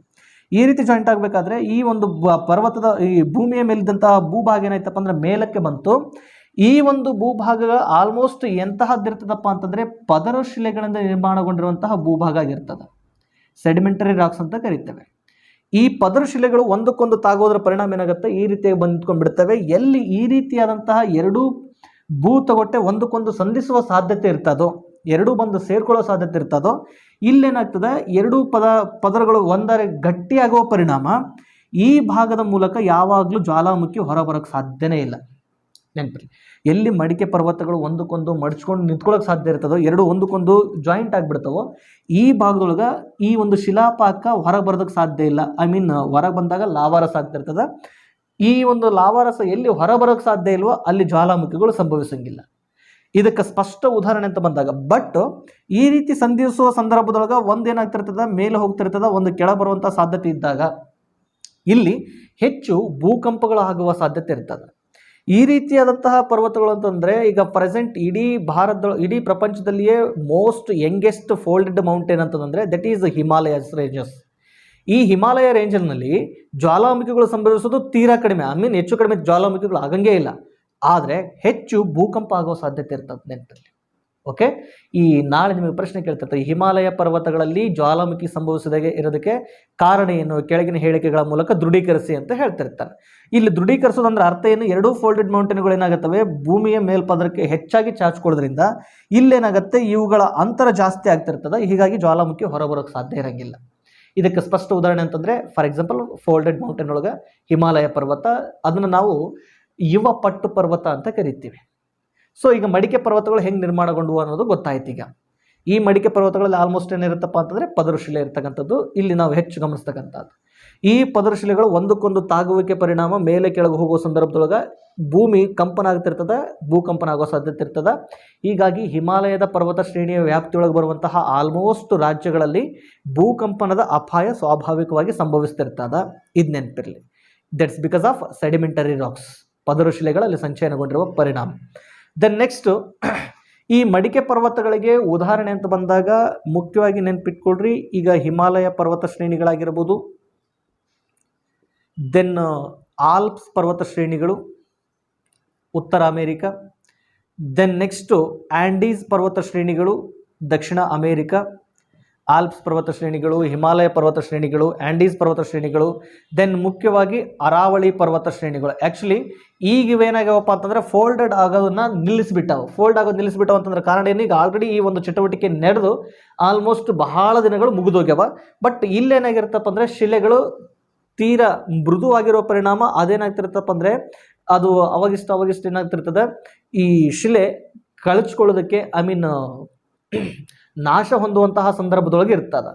ಸೊ ಹೀಗಾಗಿ ಅದು ನಾಶ ಹೊಂದಿ ಪದರ ಶಿಲೆಗಳು ಪದರಾಗಿ ಅಳೆದು ಹೋಗಿ ಕೊನೆಗೆ ಏನಾದರೂ ಉಳಿದಿತ್ತನಪ್ಪ ಅಂದರೆ ಅದಕ್ಕೆ ಉಳಿಕೆ ಪರ್ವತ ಅಂತ ಕರಿತೀವಿ. ಸೊ ಆ ಉಳಿಕೆ ಪರ್ವತಕ್ಕೂ ಉದಾಹರಣೆ ಅಂತಂದರೆ ಅರಾವಳಿ. ಇಲ್ಲಿ ನೆನಪಿರಲಿ, ಅರಾವಳಿ ಪರ್ವತ ಪಟ್ಟು ಪರ್ವತಕ್ಕೂ ಉದಾಹರಣೆ, ಪ್ರಪಂಚದ ಅತ್ಯಂತ ಹಳೆಯ ಪಟ್ಟು ಪರ್ವತಕ್ಕೂ ಉದಾಹರಣೆ. ಬಟ್ ಇವಾಗ ಏನಾಗಿದೆಪ್ಪ ಅಂದರೆ ಇಲ್ಲಿ ಈ ರೀತಿಯಾದಂತಹ ಭೂತಗಟೆಗಳು ಒತ್ತುವಿಕೆಯ ಪ್ರಮಾಣ ಈಗ ಕಡಿಮೆ ಆಗಿರೋದ್ರಿಂದ ಅವು ತಾನೇ ಉಳ್ಕೊಂಡಿರ್ತಕ್ಕಂಥದ್ದು. ಸೊ ಇದು ಮಡಿಕೆ ಪರ್ವತ. ಎರಡನೇದು ಅಂತ ಬಂದಾಗ ಜ್ವಾಲಾಮುಖಿ ಪರ್ವತಗಳು ಅಂತ ಬರ್ತವೆ. ಜ್ವಾಲಾಮುಖಿ ಪರ್ವತಗಳು ಸೊ ಎಲ್ಲೆಲ್ಲಿ ಈ ಮಡಿಕೆ ಪರ್ವತಗಳಿದಾವೆ ಅನ್ನೋದನ್ನು ನೆನ್ಪಿಟ್ಕೊಳ್ರಿ. ಆಲ್ಪ್ಸ್ ಆಗಿರ್ಬೋದು, ಹಿಮಾಲಯನ್ ಆಗಿರ್ಬೋದು, ಆ್ಯಂಡೀಸ್ ಆಗಿರ್ಬೋದು. ಆ್ಯಂಡೀಸ್ ಪರ್ವತ ಶ್ರೇಣಿಗಳೇನಪ್ಪ ಅಂದರೆ ಪ್ರಪಂಚದ ಅತಿ ದೊಡ್ಡ ಪರ್ವತ ಶ್ರೇಣಿ ಅಂತ ಕರಿತೀವಿ. ಸುಮಾರು 9,900 ಕಿಲೋಮೀಟರ್ಗಳಷ್ಟು ಉದ್ದದ ವ್ಯಾಪ್ತಿಯನ್ನು ಇವು ಆವರಿಸ್ಕೊಂಡಿರ್ತಕ್ಕಂಥದ್ದು. ದೆನ್ ಇನ್ನೊಂದು ಬರ್ತವೆ ರಾಕಿ ಪರ್ವತಗಳಂತ ಬರ್ತವೆ. ಈ ರಾಕಿ ಪರ್ವತಗಳು ಕೂಡ ಉತ್ತರ ಅಮೆರಿಕದೊಳಗೆ, ಇವುಗಳನ್ನು ಕೂಡ ನಾವೆಂತ ಕರಿತೀವಿ, ಮಡಿಕೆ ಪರ್ವತಗಳಿಗೆ ಉದಾಹರಣೆ ಅಂತ ಕರಿತಿರ್ತೇವೆ. ಸೊ ಅವು ಹೆಂಗೆ ನಿರ್ಮಾಣಗೊಂಡವು ಗೊತ್ತಾಯ್ತು. ದೆನ್ ಎರಡನೇದು ಜ್ವಾಲಾಮುಖಿ ಪರ್ವತಗಳು ಅಂತ ಬರ್ತದೆ. ಜ್ವಾಲಾಮುಖಿ ಪರ್ವತಗಳು. ಸೊ ಇಲ್ಲಿ ಜ್ವಾಲಾಮುಖಿ ಪರ್ವತಗಳು ಅಂತಂದರೆ ನಾ ಹೇಳಿದ್ನಲ್ಲ, ಈಗ ಜ್ವಾಲಾಮುಖಿ ಸಂಭವಿಸುವ ಪರಿಣಾಮ ಭೂಮಿಯ ತಳಭಾಗದೊಳಗಿದ್ದಂತಂದ್ರೆ ಮ್ಯಾಂಟಲ್ನಲ್ಲಿದ್ದಂತಹ ಶಿಲಾಪಾಕ ಹೊರಗೆ ಬಂದು ಲಾವಾರಸವಾಗಿ ಹೊರಗಡೆ ಬೀಳ್ತದೆ. ಈ ಲಾವಾರಸ ಘನೀಕರಣಗೊಂಡು ದೆನ್ ನೆಕ್ಸ್ಟ್ ಅವು ಬಸಾಲ್ಟ್ ಶಿಲೆಗಳು ಅಥವಾ ಅಗ್ನಿಶಿಲೆಗಳಾಗಿ ನಿರ್ಮಾಣಗೊಂಡು ಭೂಮಿಯ ಮೇಲೆ ಎತ್ತರದ ಭೂಪ್ರದೇಶ ನಿರ್ಮಾಣ ಮಾಡಿದ್ವು ಅಂದರೆ ಅವುಗಳಿಗೆ ನಾವು ಜ್ವಾಲಾಮುಖಿ ಪರ್ವತಗಳು ಅಂತ ಕರಿತೇವೆ. ಈ ಜ್ವಾಲಾಮುಖಿ ಪರ್ವತಗಳು ಪ್ರಪಂಚದೊಳಗೆ ಅಂತ ಬಂದಾಗ ತುಂಬ ಮುಖ್ಯವಾಗಿ ಇಟಲಿಯ ವೆಸುವಿಯಸ್ ಅಂತ ಬರ್ತದೆ. ವೆಸುವಿಯಸ್ ಇಟಲಿ. ದೆನ್ ನೆಕ್ಸ್ಟು ಆಮೇಲೆ ಮೌಂಟ್ ಎಟ್ನಾ ಅಂತ ಬರ್ತದೆ. ಮೌಂಟ್ ಎಟ್ನಾ, ಈ ಮೌಂಟ್ ಎಟ್ನಾ ಇದೆ ಇಟಲಿ ಭಾಗದೊಳಗನ ಕೆಳಗೆ ಬರ್ತದೆ, ಸಿಸಿಲಿ ಅನ್ನುವಂತಹ ರಾಷ್ಟ್ರ, ಅಲ್ಲಿ ಕಂಡು ಬರ್ತದೆ. ದೆನ್ ಮೌಂಟ್ ಮೌನಾಕಿಯಾ ಅಂತ ಬರ್ತದೆ. ಮೌಂಟ್ ಮೌನಾಕಿಯಾ. ಈ ಮೌಂಟ್ ಮೌನಾಕಿಯಾ ಅನ್ನುವಂಥದ್ದು ಎಲ್ಲಿದಪ್ಪ ಅಂದರೆ ಹವಾಯಿ ದ್ವೀಪದೊಳಗದ. ಇದೇನಪ್ಪ ಅಂದರೆ ಪ್ರಪಂಚದ ಅತಿ ದೊಡ್ಡ ಜ್ವಾಲಾಮುಖಿ ಪರ್ವತ, ನೆನಪಿರಲಿ. ಮೌಂಟ್ ಮೌನಾಕಿಯಾ ಇದ್ಯಾವುದಪ್ಪ ಅಂದರೆ ಪ್ರಪಂಚದ ಅತಿ ದೊಡ್ಡ ಜ್ವಾಲಾಮುಖಿ ಪರ್ವತ. ಇದು ಸುಮಾರು 4,205 ಮೀಟರ್ಗಳಷ್ಟು ಎತ್ತರ ಅದ. ಬಟ್ ಸಮುದ್ರದ ತಳಭಾಗದಿಂದ ಅಳತೆ ಮಾಡಿದಾಗ ಸುಮಾರು 10,000 ಮೀಟರ್ಗಳಷ್ಟು ಎತ್ತರ ಅದ. 10,000 ಮೀಟರ್ಗಳಷ್ಟು ಎತ್ತರ ಇರ್ತಕ್ಕಂಥ ಯಾವುದು ಮೌಂಟ್ ಮೌನಾಕಿಯಾ. ಇದು ಯಾವ ರೀತಿಯಾಗಿ ನಿರ್ಮಾಣಗೊಂಡಿರೋದು? ಜ್ವಾಲಾಮುಖಿಯ ಪ್ರಕ್ರಿಯೆಗಳಿಂದಾಗಿ ನಿರ್ಮಾಣಗೊಂಡಿರೋದು. ನಾಳೆ ದಿನಮಾನ ಅಥವಾ ಈ ಮುಗಿದ್ಮೇಲೆ ಇನ್ನೊಂದು ಪ್ರಶ್ನೆ ಇದೆ, ಹೇಳ್ತೇನೆ. ಭಾರತದೊಳಗೆ ಜ್ವಾಲಾಮುಖಿ ದ್ವೀಪಗಳು ಎಲ್ಲಿದಾವ ಅಂತಂದೇಳಿ ಪ್ರಶ್ನೆ ಇದೆ. ಈಗ ನಾನೇನು ಬಂದರುಗಳಿಗೆ ಸಂಬಂಧಪಟ್ಟಾಗಿ ಹೇಗೆ ವಿಡಿಯೋ ಮಾಡಿದನೋ ಟೋಟಲ್ ಆಗಿ ಜ್ವಾಲಾಮುಖಿಗಳು ಹೇಗೆ ಸಂಭವಿಸ್ತವೆ ಅನ್ನೋದನ್ನು 1 ತಾಸು ಅಥವಾ 40 ನಿಮಿಷದ ಕಾನ್ಸೆಪ್ಟ್ ಅದ. ಆ ಟೋಟಲ್ ಕಾನ್ಸೆಪ್ಟನ್ನು ನೆಕ್ಸ್ಟ್ ನಾಳೆ ಬೆಳಗ್ಗೆ ಅಥವಾ ನಾಡಿದ್ದು ಈ ಜ್ವಾಲಾಮುಖಿಗೆ ಸಂಬಂಧಪಟ್ಟ ಟೋಟಲ್ ಆಗಿ ಮಾಹಿತಿ ಕೊಡ್ತೇನೆ ನಿಮಗೆ. ಎಸ್, ಆದ್ಮೇಲೆ ಈಗ ಜ್ವಾಲಾಮುಖಿ ಪರ್ವತ ಆದ ನಂತರ ಮೂರನೇದು ಖಂಡಾವರಣ ಪರ್ವತಗಳು ಅಂತ ಬರ್ತವೆ, ಅಥವಾ ಖಂಡಾಂತರ ಪರ್ವತ ಅಥವಾ ಖಂಡಾವರಣ ಪರ್ವತಗಳು ಅಂತ ಬರ್ತವೆ. ಈ ಖಂಡಾವರಣ ಪರ್ವತಗಳು ಅಂತ ಬಂದಾಗ ನೆನಪಿರಲಿ, ಇವು ಹೇಗೆ ನಿರ್ಮಾಣಗೊಂಡಿರ್ತವೆ ಭೂಮಿಯ ಮೇಲೆ ಅಂದರೆ, ಈಗ ಫಾರ್ ಎಕ್ಸಾಂಪಲ್ ಇದೊಂದು ಟೋಟಲ್ ಭೂಪ್ರದೇಶದ ವ್ಯಾಪ್ತಿ ಅಂತ ತಿಳ್ಕೊಳ್ಳೋಣ. ಇದಿಷ್ಟು ಭೂಪ್ರದೇಶದ ವ್ಯಾಪ್ತಿ. ಮೊದಲು ಏನಾಗ್ಯದಪ್ಪ ಅಂದರೆ ಸಮತಟ್ಟಾಗ್ಯದ. ಆದರೆ ಭೂಮಿಯ ಆಂತರಿಕ ಚಟುವಟಿಕೆಯ ಪರಿಣಾಮಗಳೇನಾಗಿರ್ತವೆ, ಕೆಲವೊಂದು ಭಾಗದೊಳಗೆ ಇದಿಷ್ಟು ಭೂಭಾಗದ ಇಲ್ಲೇನಾದರೂ ಒಂದಿಷ್ಟು ಆಂತರಿಕ ಚಟುವಟಿಕೆಗಳ ಪರಿಣಾಮ ಏನಾಗುತ್ತೆ, ಈ ಭೂಭಾಗ ಏನಾಗುತ್ತೆ ಕುಸಿಯೋದಕ್ಕೆ ಪ್ರಾರಂಭ ಮಾಡ್ತದೆ. ಸೊ ಇಷ್ಟಿದ್ದಂಥ ಭೂಭಾಗ ಕುಸಿತು. ಇಲ್ಲಿ ಕುಸಿತು ಅನ್ನಪ್ಪ ಅಂತಂದರೆ ಈ ಭಾಗದ ಮುಂಭಾಗ ಏನಾಯ್ತು ಹಾಗೆ ಉಳ್ಕೊಂಡಾಗ, ಇಲ್ಲಿ ನಿಂತ್ಕೊಂಡಾಗ ನೋಡಿದಾಗ ಏನಾಗುತ್ತಪ್ಪ ಅಂದರೆ ಇದು ಅತ್ಯಂತ ಎತ್ತರದ ಪ್ರದೇಶ ಅಂತ ಗುರುತಿಸ್ತಿರ್ತಾರೆ. ಜೊತೆಗೆ ಇಲ್ಲೇನಾದರೂ ಒಂದಿಷ್ಟು ಇದೇ ರೀತಿಯಾದಂತಹ ಭೂಮಿಯ ಆಂತರಿಕ ಚಟುವಟಿಕೆಗಳ ಪರಿಣಾಮ ಇಲ್ಲಿರುವಂತಹ ಭೂಭಾಗನೂ ಕೂಡ ಕೆಳಗೆ ಕುಸಿತು ಅಂತ ತಿಳ್ಕೊಳ್ಳೋಣ. ಕುಸಿತು ಅಂತಂದರೆ ಈ ಭೂಭಾಗ ಏನಾಯಿತು ಮತ್ತೆ ಎತ್ತರಕ್ಕೆ ಉಳ್ಕೊಳ್ತು. ಸೊ ಇಲ್ಲಿದ್ದು ನಿಂತ್ಕೊಂಡು ನೋಡಿದಾಗ ಈ ಭೂಭಾಗ ಎತ್ತರ ಇದೆ. ಆ್ಯಕ್ಚುಲಿ ಮೊದಲು ಎಲ್ಲಾಗಿರೋದಪ್ಪ ಅಂತಂದರೆ ಸಮಾನಾಂತರ ಭೂಪ್ರದೇಶ ಇದ್ದು ಭೂಮಿಯ ಆಂತರಿಕ ಚಟುವಟಿಕೆಗಳ ಪರಿಣಾಮ ಭೂಖಂಡಗಳು ಕುಸಿದದ ಸಂದರ್ಭದೊಳಗೆ ಅತ್ಯಂತ ಎತ್ತರದ ಭೂಭಾಗ ನಿರ್ಮಾಣಗೊಂಡಿತ್ತು. ಅದು ಎತ್ತರದ ಪ್ರದೇಶ ಆಗಿತ್ತು ಅಂದರೆ ಅದಕ್ಕೆ ನಾವು ಖಂಡಾವರಣ ಪರ್ವತ ಅಂತ ಕರಿತೇವೆ. ಈ ಖಂಡಾವರಣ ಪರ್ವತದ ಮೇಲ್ಭಾಗ ಯಾವಾಗಲೂ ಏನಾಗಿರ್ತದೆ ಅಂದರೆ ಸಮತಟ್ಟಾಗಿರ್ತದೆ. ಈ ಸಮತಟ್ಟಾಗಿರೋದನ್ನು ಗಮನದಲ್ಲಿಟ್ಕೊಂಡೇ ಇವು ಖಂಡಾವರಣ ಪರ್ವತಗಳು ಅಂತಂದೇಳಿ ನಾವು ಗುರುತಿರ್ತಕ್ಕಂಥದ್ದು. ಇವುಗಳಿಗೆ ಪ್ರಮುಖ ಉದಾಹರಣೆ ಅಂತ ಬಂದಾಗ ಸಿಯೆರಾ ನಿವೇಡಾ ಅಂತ ಬರ್ತದೆ. ಉತ್ತರ ಅಮೇರಿಕದೊಳಗೆ ಸಿಯೆರಾ ನಿವೇಡಾ ಅನ್ನುವಂತಹ ಒಂದು ಪರ್ವತ ಬರ್ತದ ಉತ್ತರ ಅಮೇರಿಕದೊಳಗೆ. ಸೊ ಇದೇನಪ್ಪ ಅಂದ್ರೆ ಪ್ರಮುಖ ಖಂಡಾವರಣ ಪರ್ವತ ಮತ್ತು ಪ್ರಪಂಚದ ಅತ್ಯಂತ ಎತ್ತರದ ಖಂಡಾವರಣ ಪರ್ವತ. ಆಮೇಲೆ ಬ್ಲ್ಯಾಕ್ ಪರ್ವತ ಅಂತ ಬರ್ತದೆ ಜರ್ಮನಿ ಒಳಗೆ, ಬ್ಲ್ಯಾಕ್ ಪರ್ವತ ಜರ್ಮನಿ ಒಳಗೆ. ಸೊ ಇಂಥವುಗಳು ಏನಾಗಿರ್ತಪ್ಪ ಅಂತಂದರೆ ಖಂಡಾವರಣ ಪರ್ವತಗಳಿಗೆ ಉದಾಹರಣೆ ಕೊಟ್ಟಿರ್ತಾನೆ. ಆ್ಯಕ್ಚುಲಿ ಇಲ್ಲಿ ಪಟ್ಟು ಪರ್ವತಕ್ಕೆ ಉದಾಹರಣೆ ಬರೀ ಅರಾವಳಿ ಪರ್ವತಗಳು ಅಷ್ಟೇ ಅಲ್ಲದೆ ನೆಕ್ಸ್ಟ್ ಏನು ಕೇಳ್ಬೋದು ಅಂದರೆ ಈ ಕೆಳಗಿನ ಯಾವುದು ಜ್ವಾಲಾಮುಖಿ ಪರ್ವತವಾಗಿದೆ, ಈ ಕೆಳಗಿನ ಯಾವುದು ಖಂಡಾವರಣ ಪರ್ವತವಾಗಿದೆ, ಗುರುತಿಸಿ ಅಂತ ಏನಾದರೂ ಪ್ರಶ್ನೆ ಮಾಡಿದಾಗ ಅವುಗಳು ಕೂಡ ಆ ಸಂದರ್ಭದಲ್ಲಿಯೂ ಕೂಡ ನಿಮ್ಗೆ ಇವುಗಳು ಸುಲಭವಾಗಿ ಉತ್ತರ ಕೊಡಲಿಕ್ಕೆ ಸಾಧ್ಯ ಆಗಬೇಕು. ದೆನ್ ನೆಕ್ಸ್ಟು ಪರ್ವತಗಳಲ್ಲಿ ಬರುವಂತಹ 4ನೆಯ ವಿಧ ಅಂತ ಬಂದಾಗ 4ನೇ ವಿಧ ಶೇಷ ಪರ್ವತಗಳು ಅಂತ ಬರ್ತದೆ, ಅಥವಾ ಪಳೆಯುಳಿಕೆ ಪರ್ವತಗಳು ಅಥವಾ ಶೇಷ ಪರ್ವತಗಳು ಅಂತ ಕರಿತೇವೆ. ಈ ಶೇಷ ಪರ್ವತಗಳು ಹೇಗೆ ನಿರ್ಮಾಣಗೊಂಡಿರ್ತವೆ ಅಂದರೆ, ಈಗ ಫಾರ್ ಎಕ್ಸಾಂಪಲ್ ಹೇಳಿದೆ ನಾನು, ಈಗ ಪಟ್ಟು ಪರ್ವತಗಳು ಆಲ್ಮೋಸ್ಟ್ ಯಾವುದನ್ನು ನಿರ್ಮಾಣಗೊಂಡಿರ್ತವೆ, ಮಡಿಕೆ ಆಧಾರವಾಗಿ, ಅಂದರೆ ಈ ಭೂಮಿಯ ಟೆಕ್ಟಾನಿಕ್ ಪ್ಲೇಟ್ಗಳ ಚಲನೆಯ ಪರಿಣಾಮ ಈ ಒಂದು ಪರ್ವತಗಳು ನಿರ್ಮಾಣಗೊಂಡಿರ್ತವೆ. ಆಲ್ಮೋಸ್ಟ್ ಈ ಪದರಗಳು ಅಂದರೆ ಎಲ್ಲಿ ನಿರ್ಮಾಣಗೊಂಡಿರ್ತವೆ ಅಂದರೆ, ಈ ಪರ್ವತಗಳು ಆಲ್ಮೋಸ್ಟ್ ಪದರ ಶಿಲೆ ಅಂದರೆ ಸೆಡಿಮೆಂಟರಿ ರಾಕ್ಸ್ ಎಲ್ಲಿ ಸಂಚಯನಗೊಂಡಿರ್ತವೆ ಅಲ್ಲಿ ಹೆಚ್ಚಾಗಿ ಇವು ನಿರ್ಮಾಣಗೊಳ್ತವೆ. ಬಟ್ ಈ ಸೆಡಿಮೆಂಟರಿ ರಾಕ್ಸ್ ಏನಾಗಿರುತ್ತಪ್ಪ ಅಂದರೆ ಮೃದುವಾಗಿರ್ತದೆ. ಈ ಮೃದುವಾಗಿರುವಂತಹ ಶಿಲೆಗಳ ಮೇಲೆ ಈ ಅತಿಯಾದ ಉಷ್ಣಾಂಶ, ಮಳೆಯ ಪರಿಣಾಮ ಅದು ಅತಿ ಹೆಚ್ಚಾಗಿ ತೊಳಸೋದಕ್ಕೆ ಮತ್ತು ಕೊಳೆಯೋದಕ್ಕೆ ಪ್ರಾರಂಭ ಮಾಡಿ ಅಂತಿಮವಾಗಿ ಭೂಮಿಯ ಮೇಲೆ ಉಳಿದು ನಿಂತ್ಕೊಂಡಿತ್ತನಪ್ಪ ಅಂತಂದರೆ ಅದಕ್ಕೆ ನಾವು ಶೇಷ ಪರ್ವತ ಅಂತ ಕರಿತೀವಿ. ಈ ಶೇಷ ಪರ್ವತಕ್ಕೆ ಅತಿ ಮುಖ್ಯ ಉದಾಹರಣೆ ಅಂತ ಬಂದಾಗ ದಟ್ ಈಸ್ ಅರಾವಳಿ ಪರ್ವತ. ಆ್ಯಕ್ಚುಲಿ ಭೂಮಿಯ ಎರಡು ಭೂತೋಟಗಳು ಸಂಧಿಸುವ ಪರಿಣಾಮ ಭೂಭಾಗ ಎತ್ತರ ಹೋಗ್ತಾ ಇರ್ತದೆ. ಅದು ಹೆಂಗೆ ತಳ್ಳಕ್ಕೆ ಬರ್ತದೋ ಅದು ಹಂಗೆ ಮೇಲಕ್ಕೆ ಹೋಗ್ತಾ ಇರ್ತದೆ. ಆ ಪರಿಣಾಮ ಈ ಒಂದು ಮಡಿಕೆ ಪರ್ವತಗಳು ನಿರ್ಮಾಣಗೊಂಡಿರ್ತವೆ. ಬಟ್ ಈಗೇನಾಗಿದೆಪ್ಪ ಅಂದರೆ, ಈ ಅರಾವಳಿ ಪರ್ವತದ ವ್ಯಾಪ್ತಿ ಏನೈತಲ್ಲ, ಈ ಅರಾವಳಿ ಪರ್ವತದ ವ್ಯಾಪ್ತಿಯೊಳಗೆ ಈ ತಳ್ಳುವಿಕೆ ಪ್ರಮಾಣ ಆಲ್ಮೋಸ್ಟ್ ನಿಂತು ಹೋಗಿ ಈಗ ಇದೇನಾಗದಪ್ಪ ಅಂದರೆ ಜಸ್ಟ್ ಅವಶೇಷವಾಗಿ ಉಳಿದುಕೊಂಡಾದ. ಈ ಕಾರಣಕ್ಕೆ ಶೇಷ ಪರ್ವತಕ್ಕೆ ಅತಿ ಮುಖ್ಯ ಉದಾಹರಣೆ ಅಂದರೆ ದಟ್ ಈಸ್ ಅರಾವಳಿ ರೇಂಜಸ್. ನೆನಪಿರಲಿ, ಈಗೇನಿದೆಲ್ಲ ನಮ್ಮ ಮೌಂಟ್ ಎವರೆಸ್ಟ್ ಭಾಗ ಅಂದರೆ ಹಿಮಾಲಯದ ಶ್ರೇಣಿಯ ಭಾಗ ಐತಲ್ಲ, ಇದನ್ನು ನಾವು ಮೋಸ್ಟ್ ಯಂಗೆಸ್ಟ್ ಫೋಲ್ಡೆಡ್ ಮೌಂಟೇನ್ ಅಂತ ಕರಿತೀವಿ. ಮೋಸ್ಟ್ ಯಂಗೆಸ್ಟ್ ಏನಪ್ಪ ಅಂದರೆ, ಇನ್ನೂ ಅಲ್ಲಿ ಏನಾಗ್ತದಪ್ಪ ಅಂದರೆ, ಈಗ ಫಾರ್ ಎಕ್ಸಾಂಪಲ್ ಭಾರತದ ಈ ವ್ಯಾಪ್ತಿ ಏನೈತೆ ನೋಡ್ರಿ, ಭಾರತದ ಈ ವ್ಯಾಪ್ತಿ ಇದನ್ನು ಇಂಡಿಯನ್ ಕಾಂಟಿನೆಂಟಲ್ ಪ್ಲೇಟ್ ಅಂತ ಕರಿತೀವಿ. ಟೆಕ್ಟಾನಿಕ್ ಪ್ಲೇಟ್ನ ವ್ಯಾಪ್ತಿ ಒಳಗೆ ಇದನ್ನು ಇಂಡಿಯನ್ ಕಾಂಟಿನೆಂಟಲ್ ಪ್ಲೇಟ್ ಇದು. ದೆನ್ ನೆಕ್ಸ್ಟ್ ಯುರೇಷಿಯನ್ ಪ್ಲೇಟ್ ಅಂತ ಬರ್ತದೆ. ಈ Eurasian plate, Indian continental plate ಇವುಗಳು ಹೇಗೆ ಚಲಿಸ್ತಾ ಇದಾವೆ ಅಂತಂದರೆ ಒಂದಕ್ಕೊಂದು ವಿರುದ್ಧ ದಿಕ್ಕಿಗೆ ಚಲಿಸ್ತಾ ಇದ್ದಾವೆ. ನಾಳೆ ಜ್ವಾಲಾಮುಖಿಗಳು ಹೇಳಬೇಕಾದ್ರೆ ಟೆಕ್ಟಾನಿಕ್ ಪ್ಲೇಟ್ಗಳು ಹೇಗೆ ಚಲಿಸ್ತಾ ಇದ್ದಾವೆ, ಅವು ಎಲ್ಲೆಲ್ಲಿ ಹೇಗೆ ಅಂತ ಬಂದಾಗ ಅದನ್ನ ಸೂಕ್ತವಾಗಿ ಉದಾಹರಣೆ ಕೊಡ್ತೀನಿ.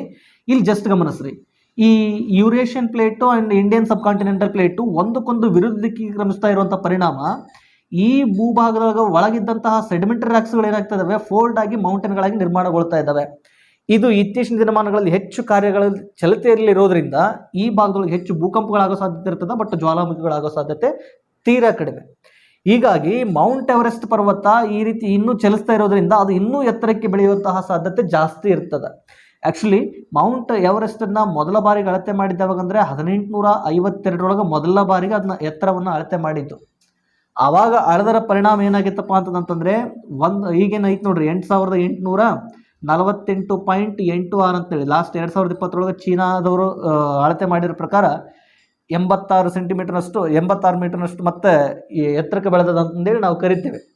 ಆದರೆ ಎಷ್ಟೋ ಭೂ ವಿಜ್ಞಾನಿಗಳು ಹೇಳ್ತಾ ಇದ್ದಾರೆ ಅದಷ್ಟಿಲ್ಲ, ಹೆಚ್ಚು ಕಡಿಮೆ 8850 ಮೀಟರ್ಗಳವರೆಗೆ ಎತ್ತರ ಆಗಿದೆ ಅಂತಂದು ಹೇಳ್ತಾ ಇದ್ದಾರೆ. ಈಗ ಅದನ್ನ ಆ್ಯಕ್ಚುಲಿ ಇದಕ್ಕೆ ಜಾರ್ಜ್ ಎವರೆಸ್ಟ್ ಅನ್ನುವಂಥವ್ರು ಈ ಒಂದು ಸರ್ವೆ ನೇತೃತ್ವವನ್ನು ವಹಿಸ್ಕೊಂಡಿದ್ರಿಂದ ಇದಕ್ಕೆ ಮೌಂಟ್ ಎವರೆಸ್ಟ್ ಅಂತಂದೇಳಿ ಬಿರುದು ಬಂತು ಅಂತ ಕೂಡ ಹೇಳ್ತಿರ್ತಾರೆ. ಅದು ಸೆಕೆಂಡ್ರಿ.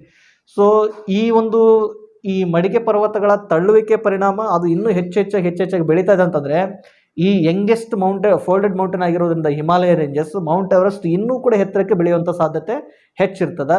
ಬಟ್ ಈ ಶೇಷ ಪರ್ವತ ಏನಾಗಿದೆಪ್ಪ ಅಂದರೆ ಇದು ಬೆಳೆಯೋದನ್ನು ಆಲ್ಮೋಸ್ಟ್ ನಿಲ್ಲಿಸಿಬಿಟ್ಟದ ಅನ್ನುವಂಥದ್ದು. ಸೊ ಇವುಗಳನ್ನು ನಾವು ಈ ರೀತಿಯಾಗಿ ಡೀಟೇಲ್ ಆಗಿ ತಿಳ್ಕೊಂಡಾಗ ಏನಾಗಿರ್ತಪ್ಪ ಅಂದರೆ, ನಮಗೆ ಏನೇ ಪ್ರಶ್ನೆ ಕೇಳಿದ್ರು ಕೂಡ, ಈ ಕಾನ್ಸೆಪ್ಟ್ ವೈಸ್ ಏನೇ ಪ್ರಶ್ನೆ ಕೇಳಿದ್ರು ಕೂಡ ಆನ್ಸರ್ ಮಾಡಲಿಕ್ಕೆ ಕಾನ್ಫಿಡೆಂಟ್ ಇರ್ತದೆ ನಮಗೆ. ಆದ್ಮೇಲೆ ಈ ನನ್ನ ವಿಡಿಯೋ ನೋಡ್ತಕ್ಕಂತಹ ಬಹುತೇಕ ವಿದ್ಯಾರ್ಥಿಗಳ ವಯಸ್ಸು ಆಜುಬಾಜು 21-23 ವ್ಯಾಪ್ತಿಯೊಳಗೆ ಇರ್ತದೆ. ನಿಜವಾಗ್ಲೂ ಹೇಳಬೇಕಂದ್ರೆ ವಿದ್ಯಾರ್ಥಿಗಳು ಅತಿ ಹೆಚ್ಚು ಆಸಕ್ತಿಯಿಂದ ಏನಾದರೂ ಸಾಧನೆ ಮಾಡುವಂತಹ ಯುವ ವಯಸ್ಸು, ತುಡಿತಾ ಇರುವಂತಹ ಮನಸ್ಥಿತಿ ಈ ಸಂದರ್ಭದಲ್ಲಿ ಮಾತ್ರ ಹೆಚ್ಚಾಗಿರ್ತದೆ.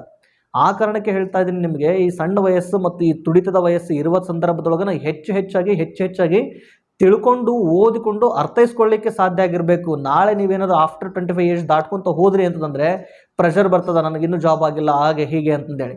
ಆ ಸಂದರ್ಭವಾಗಿ ಈಗ ಓದಬೇಕಾದ್ರೆ ಡೀಟೇಲ್ ಆಗಿ ಶಾರ್ಟ್ ಕಟ್ ಅನ್ನೋದನ್ನು ದೂರ ಇಟ್ಟು ಅರ್ಥೈಸ್ಕೊಂಡು ನೀಟಾಗಿ ಓದ್ಕೊಂಡ್ರಿ ಅಂತಂದರೆ ಈ ಓದಿನ ಅನುಭವ ಮುಂದೆ ಸಣ್ಣ ಜಾಬ್ ಅಲ್ಲ, ದೊಡ್ಡ ಹುದ್ದೆಗಳಿಗೂ ಕೂಡ ನಿಮ್ಮ ಆತ್ಮವಿಶ್ವಾಸವನ್ನು ರೆಡಿ ಮಾಡ್ತದೆ.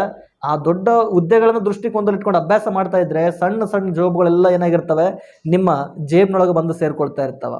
ನಾಳೆ ಈ ಒಂದು ಅತಿ ಸಣ್ಣ ಕಿರಿಯ ವಯಸ್ಸಿನ ನೀವೇನು ಮಾಡ್ಬೋದು ಅಂತಂದರೆ, ಒಂದಲ್ಲ ಎರಡಲ್ಲ, ಇವತ್ತು ನೋಡ್ರಿ ಎಷ್ಟು ಅವಕಾಶಗಳಿದಾವೆ ಇವತ್ತು ಜಾಬ್ನ ದೃಷ್ಟಿಕೋನದೊಳಗೆ. SDA, FDA, group C, KS ಅದ, PSI ಅದ, ದೆನ್ ನೆಕ್ಸ್ಟ್ ಆಮೇಲೆ PDO ನೋಟಿಫಿಕೇಶನ್ ಆಗುತ್ತೆ ಅನ್ನುವಂತಹ ಸುಳಿವಿದ. ಅಷ್ಟು ಜಾಬ್ಗಳನ್ನು ಒಂದು ದೊಡ್ಡ ಹುದ್ದೆಯನ್ನು ದೃಷ್ಟಿಕೋನ ಇಟ್ಕೊಂಡು ಅಭ್ಯಾಸ ಮಾಡಿಬಿಟ್ರೆ ಸಣ್ಣವೆಲ್ಲವೂ ಬಂದು ತಾವಾಗೇ ಸೇರ್ಕೊಳ್ತವೆ.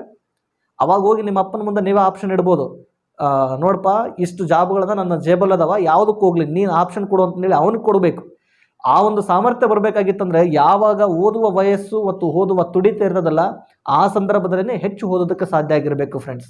ಆದ್ಮೇಲೆ ಇಲ್ಲಿ ಇದಿಷ್ಟು ಈ ರೀತಿಯಾಗಿರ್ತಕ್ಕಂಥದ್ದು. ಬಟ್ ನಮಗೆ ನಮ್ಮ ಪಾಠ ಶೈಲಿ ಮತ್ತು ಬೋಧನಾ ಶೈಲಿ ಮತ್ತು ವಿಷಯಗಳನ್ನು ಅರ್ಥೈಸುವ ಶೈಲಿ ಅಂದರೆ ಈ ರೀತಿಯಾಗಿ ವಿವರಾತ್ಮಕವಾಗಿ ಹೇಳಿದರೆ ಮಾತ್ರ ನಮಗೂ ಸಮಾಧಾನ. ಆಗ ಹೇಳಿದಾಗ ಮಾತ್ರ ವಿದ್ಯಾರ್ಥಿಗಳಿಗೆ ನಾವೇನಾದರೂ ಒಂದಿಷ್ಟು ನ್ಯಾಯವನ್ನು ಒದಗಿಸ್ಕೊಟ್ಟಿವೆ ಅನ್ನುವಂತಹ ಫೀಲ್ ನಮಗಿರ್ತದೆ. ಆ ಒಂದು ಉದ್ದೇಶಕ್ಕೆ ನಾನು ಸ್ವಲ್ಪ ವಿವರಣಾತ್ಮಕವಾಗಿಯೇ ಚರ್ಚೆ ಮಾಡಿದೆ, ನೆನಪಿರಲಿ. ಸೊ ಖಂಡಾವರಣ ಪರ್ವತ, ಶೇಷ ಪರ್ವತ, ಜ್ವಾಲಾಮುಖಿ ಪರ್ವತ ಮತ್ತು ಮಡಿಕೆ ಪರ್ವತಗಳು. ಸೊ ಹಿಮಾಲಯ ಪರ್ವತ ಇದು ಭಾರತದ ವ್ಯಾಪ್ತಿಯೊಳಗೆ ಬರ್ತಕ್ಕಂಥದ್ದು. ಆಲ್ಪ್ಸ್ ಪರ್ವತ ಇದು ಯುರೋಪ್ನೊಳಗೆ ಕಂಡು ಬರ್ತಕ್ಕಂಥದ್ದು. ಆ್ಯಕ್ಚುಲಿ ನಾನು ಇಲ್ಲಿ ಉತ್ತರ ಅಮೆರಿಕ ಅಂತ ಹೇಳಿದೆ, ಸಾರಿ, ಇದು ಯುರೋಪ್ದೊಳಗೆ ಕಂಡು ಬರ್ತಕ್ಕಂಥದ್ದು. ಆ್ಯಂಡೀಸ್ ಪರ್ವತ ಶ್ರೇಣಿ ಇದು ದಕ್ಷಿಣ ಅಮೇರಿಕದೊಳಗೆ ಪ್ರಪಂಚದ ಅತಿದೊಡ್ಡ ಪರ್ವತ ಶ್ರೇಣಿ. ದೆನ್ ನೆಕ್ಸ್ಟ್ ರಾಕಿ ಪರ್ವತ ಉತ್ತರ ಅಮೇರಿಕ, ಅರಾವಳಿ ಪರ್ವತ ಅಂತಂದರೆ ಆಲ್ಮೋಸ್ಟ್ ಭಾರತದೊಳಗೆ ವಾಯು ವಿಭಾಗದೊಳಗೆ ಕಂಡು ಬರ್ತಕ್ಕಂಥದ್ದು. ಇವಿಷ್ಟು ಇವತ್ತಿನ ವಿಷಯಕ್ಕೆ ಸಂಬಂಧಪಟ್ಟಿರ್ತಕ್ಕಂಥದ್ದು. ಇನ್ನು ಉಳಿದ ಪ್ರಶ್ನೆಗಳನ್ನು ಮುಂದಿನ ತರಗತಿಗಳಲ್ಲಿ ತಗೊಂಡು ಮತ್ತೆ ಚರ್ಚೆ ಮಾಡಲಿಕ್ಕೆ ಪ್ರಯತ್ನ ಮಾಡ್ತೇನೆ. ಆದ್ಮೇಲೆ ನಿಮ್ಮ ನಿರಂತರ ಬೆಂಬಲ ಈ ಚಾನಲ್ಗೆ ಹೀಗೆ ಇರಲಿ. ಯಾರು ಈ ವಿಡಿಯೋವನ್ನು ಮೊದಲ ಬಾರಿಗೆ ಗಮನಿಸ್ತಾ ಇದ್ದೀರಿ ದಯವಿಟ್ಟು ಸಬ್ಸ್ಕ್ರೈಬ್ ಮಾಡಿಕೊಡ್ರಿ. ಈ ಒಂದು ವಿಷಯದ ಮಾಹಿತಿ ಉಪಯುಕ್ತ ಅನ್ನಿಸ್ತಾ ಇತ್ತನಪ್ಪ ಅಂದರೆ ಹೆಚ್ಚು ಉಪಯೋಗವನ್ನು ಪಡ್ಕೊಳ್ಳುವಂತಹ ವಿದ್ಯಾರ್ಥಿಗಳಿಗೆ ಇದನ್ನು ತಲುಪಿಸೋದಕ್ಕೆ ಸಾಧ್ಯ ಆಗಲಿ ಅಂತ ಹೇಳ್ತಾ ಮುಂದಿನ ತರಗತಿಯಲ್ಲಿ ಮತ್ತೆ ಭೇಟಿಯಾಗೋಣ. Until then take care, good night.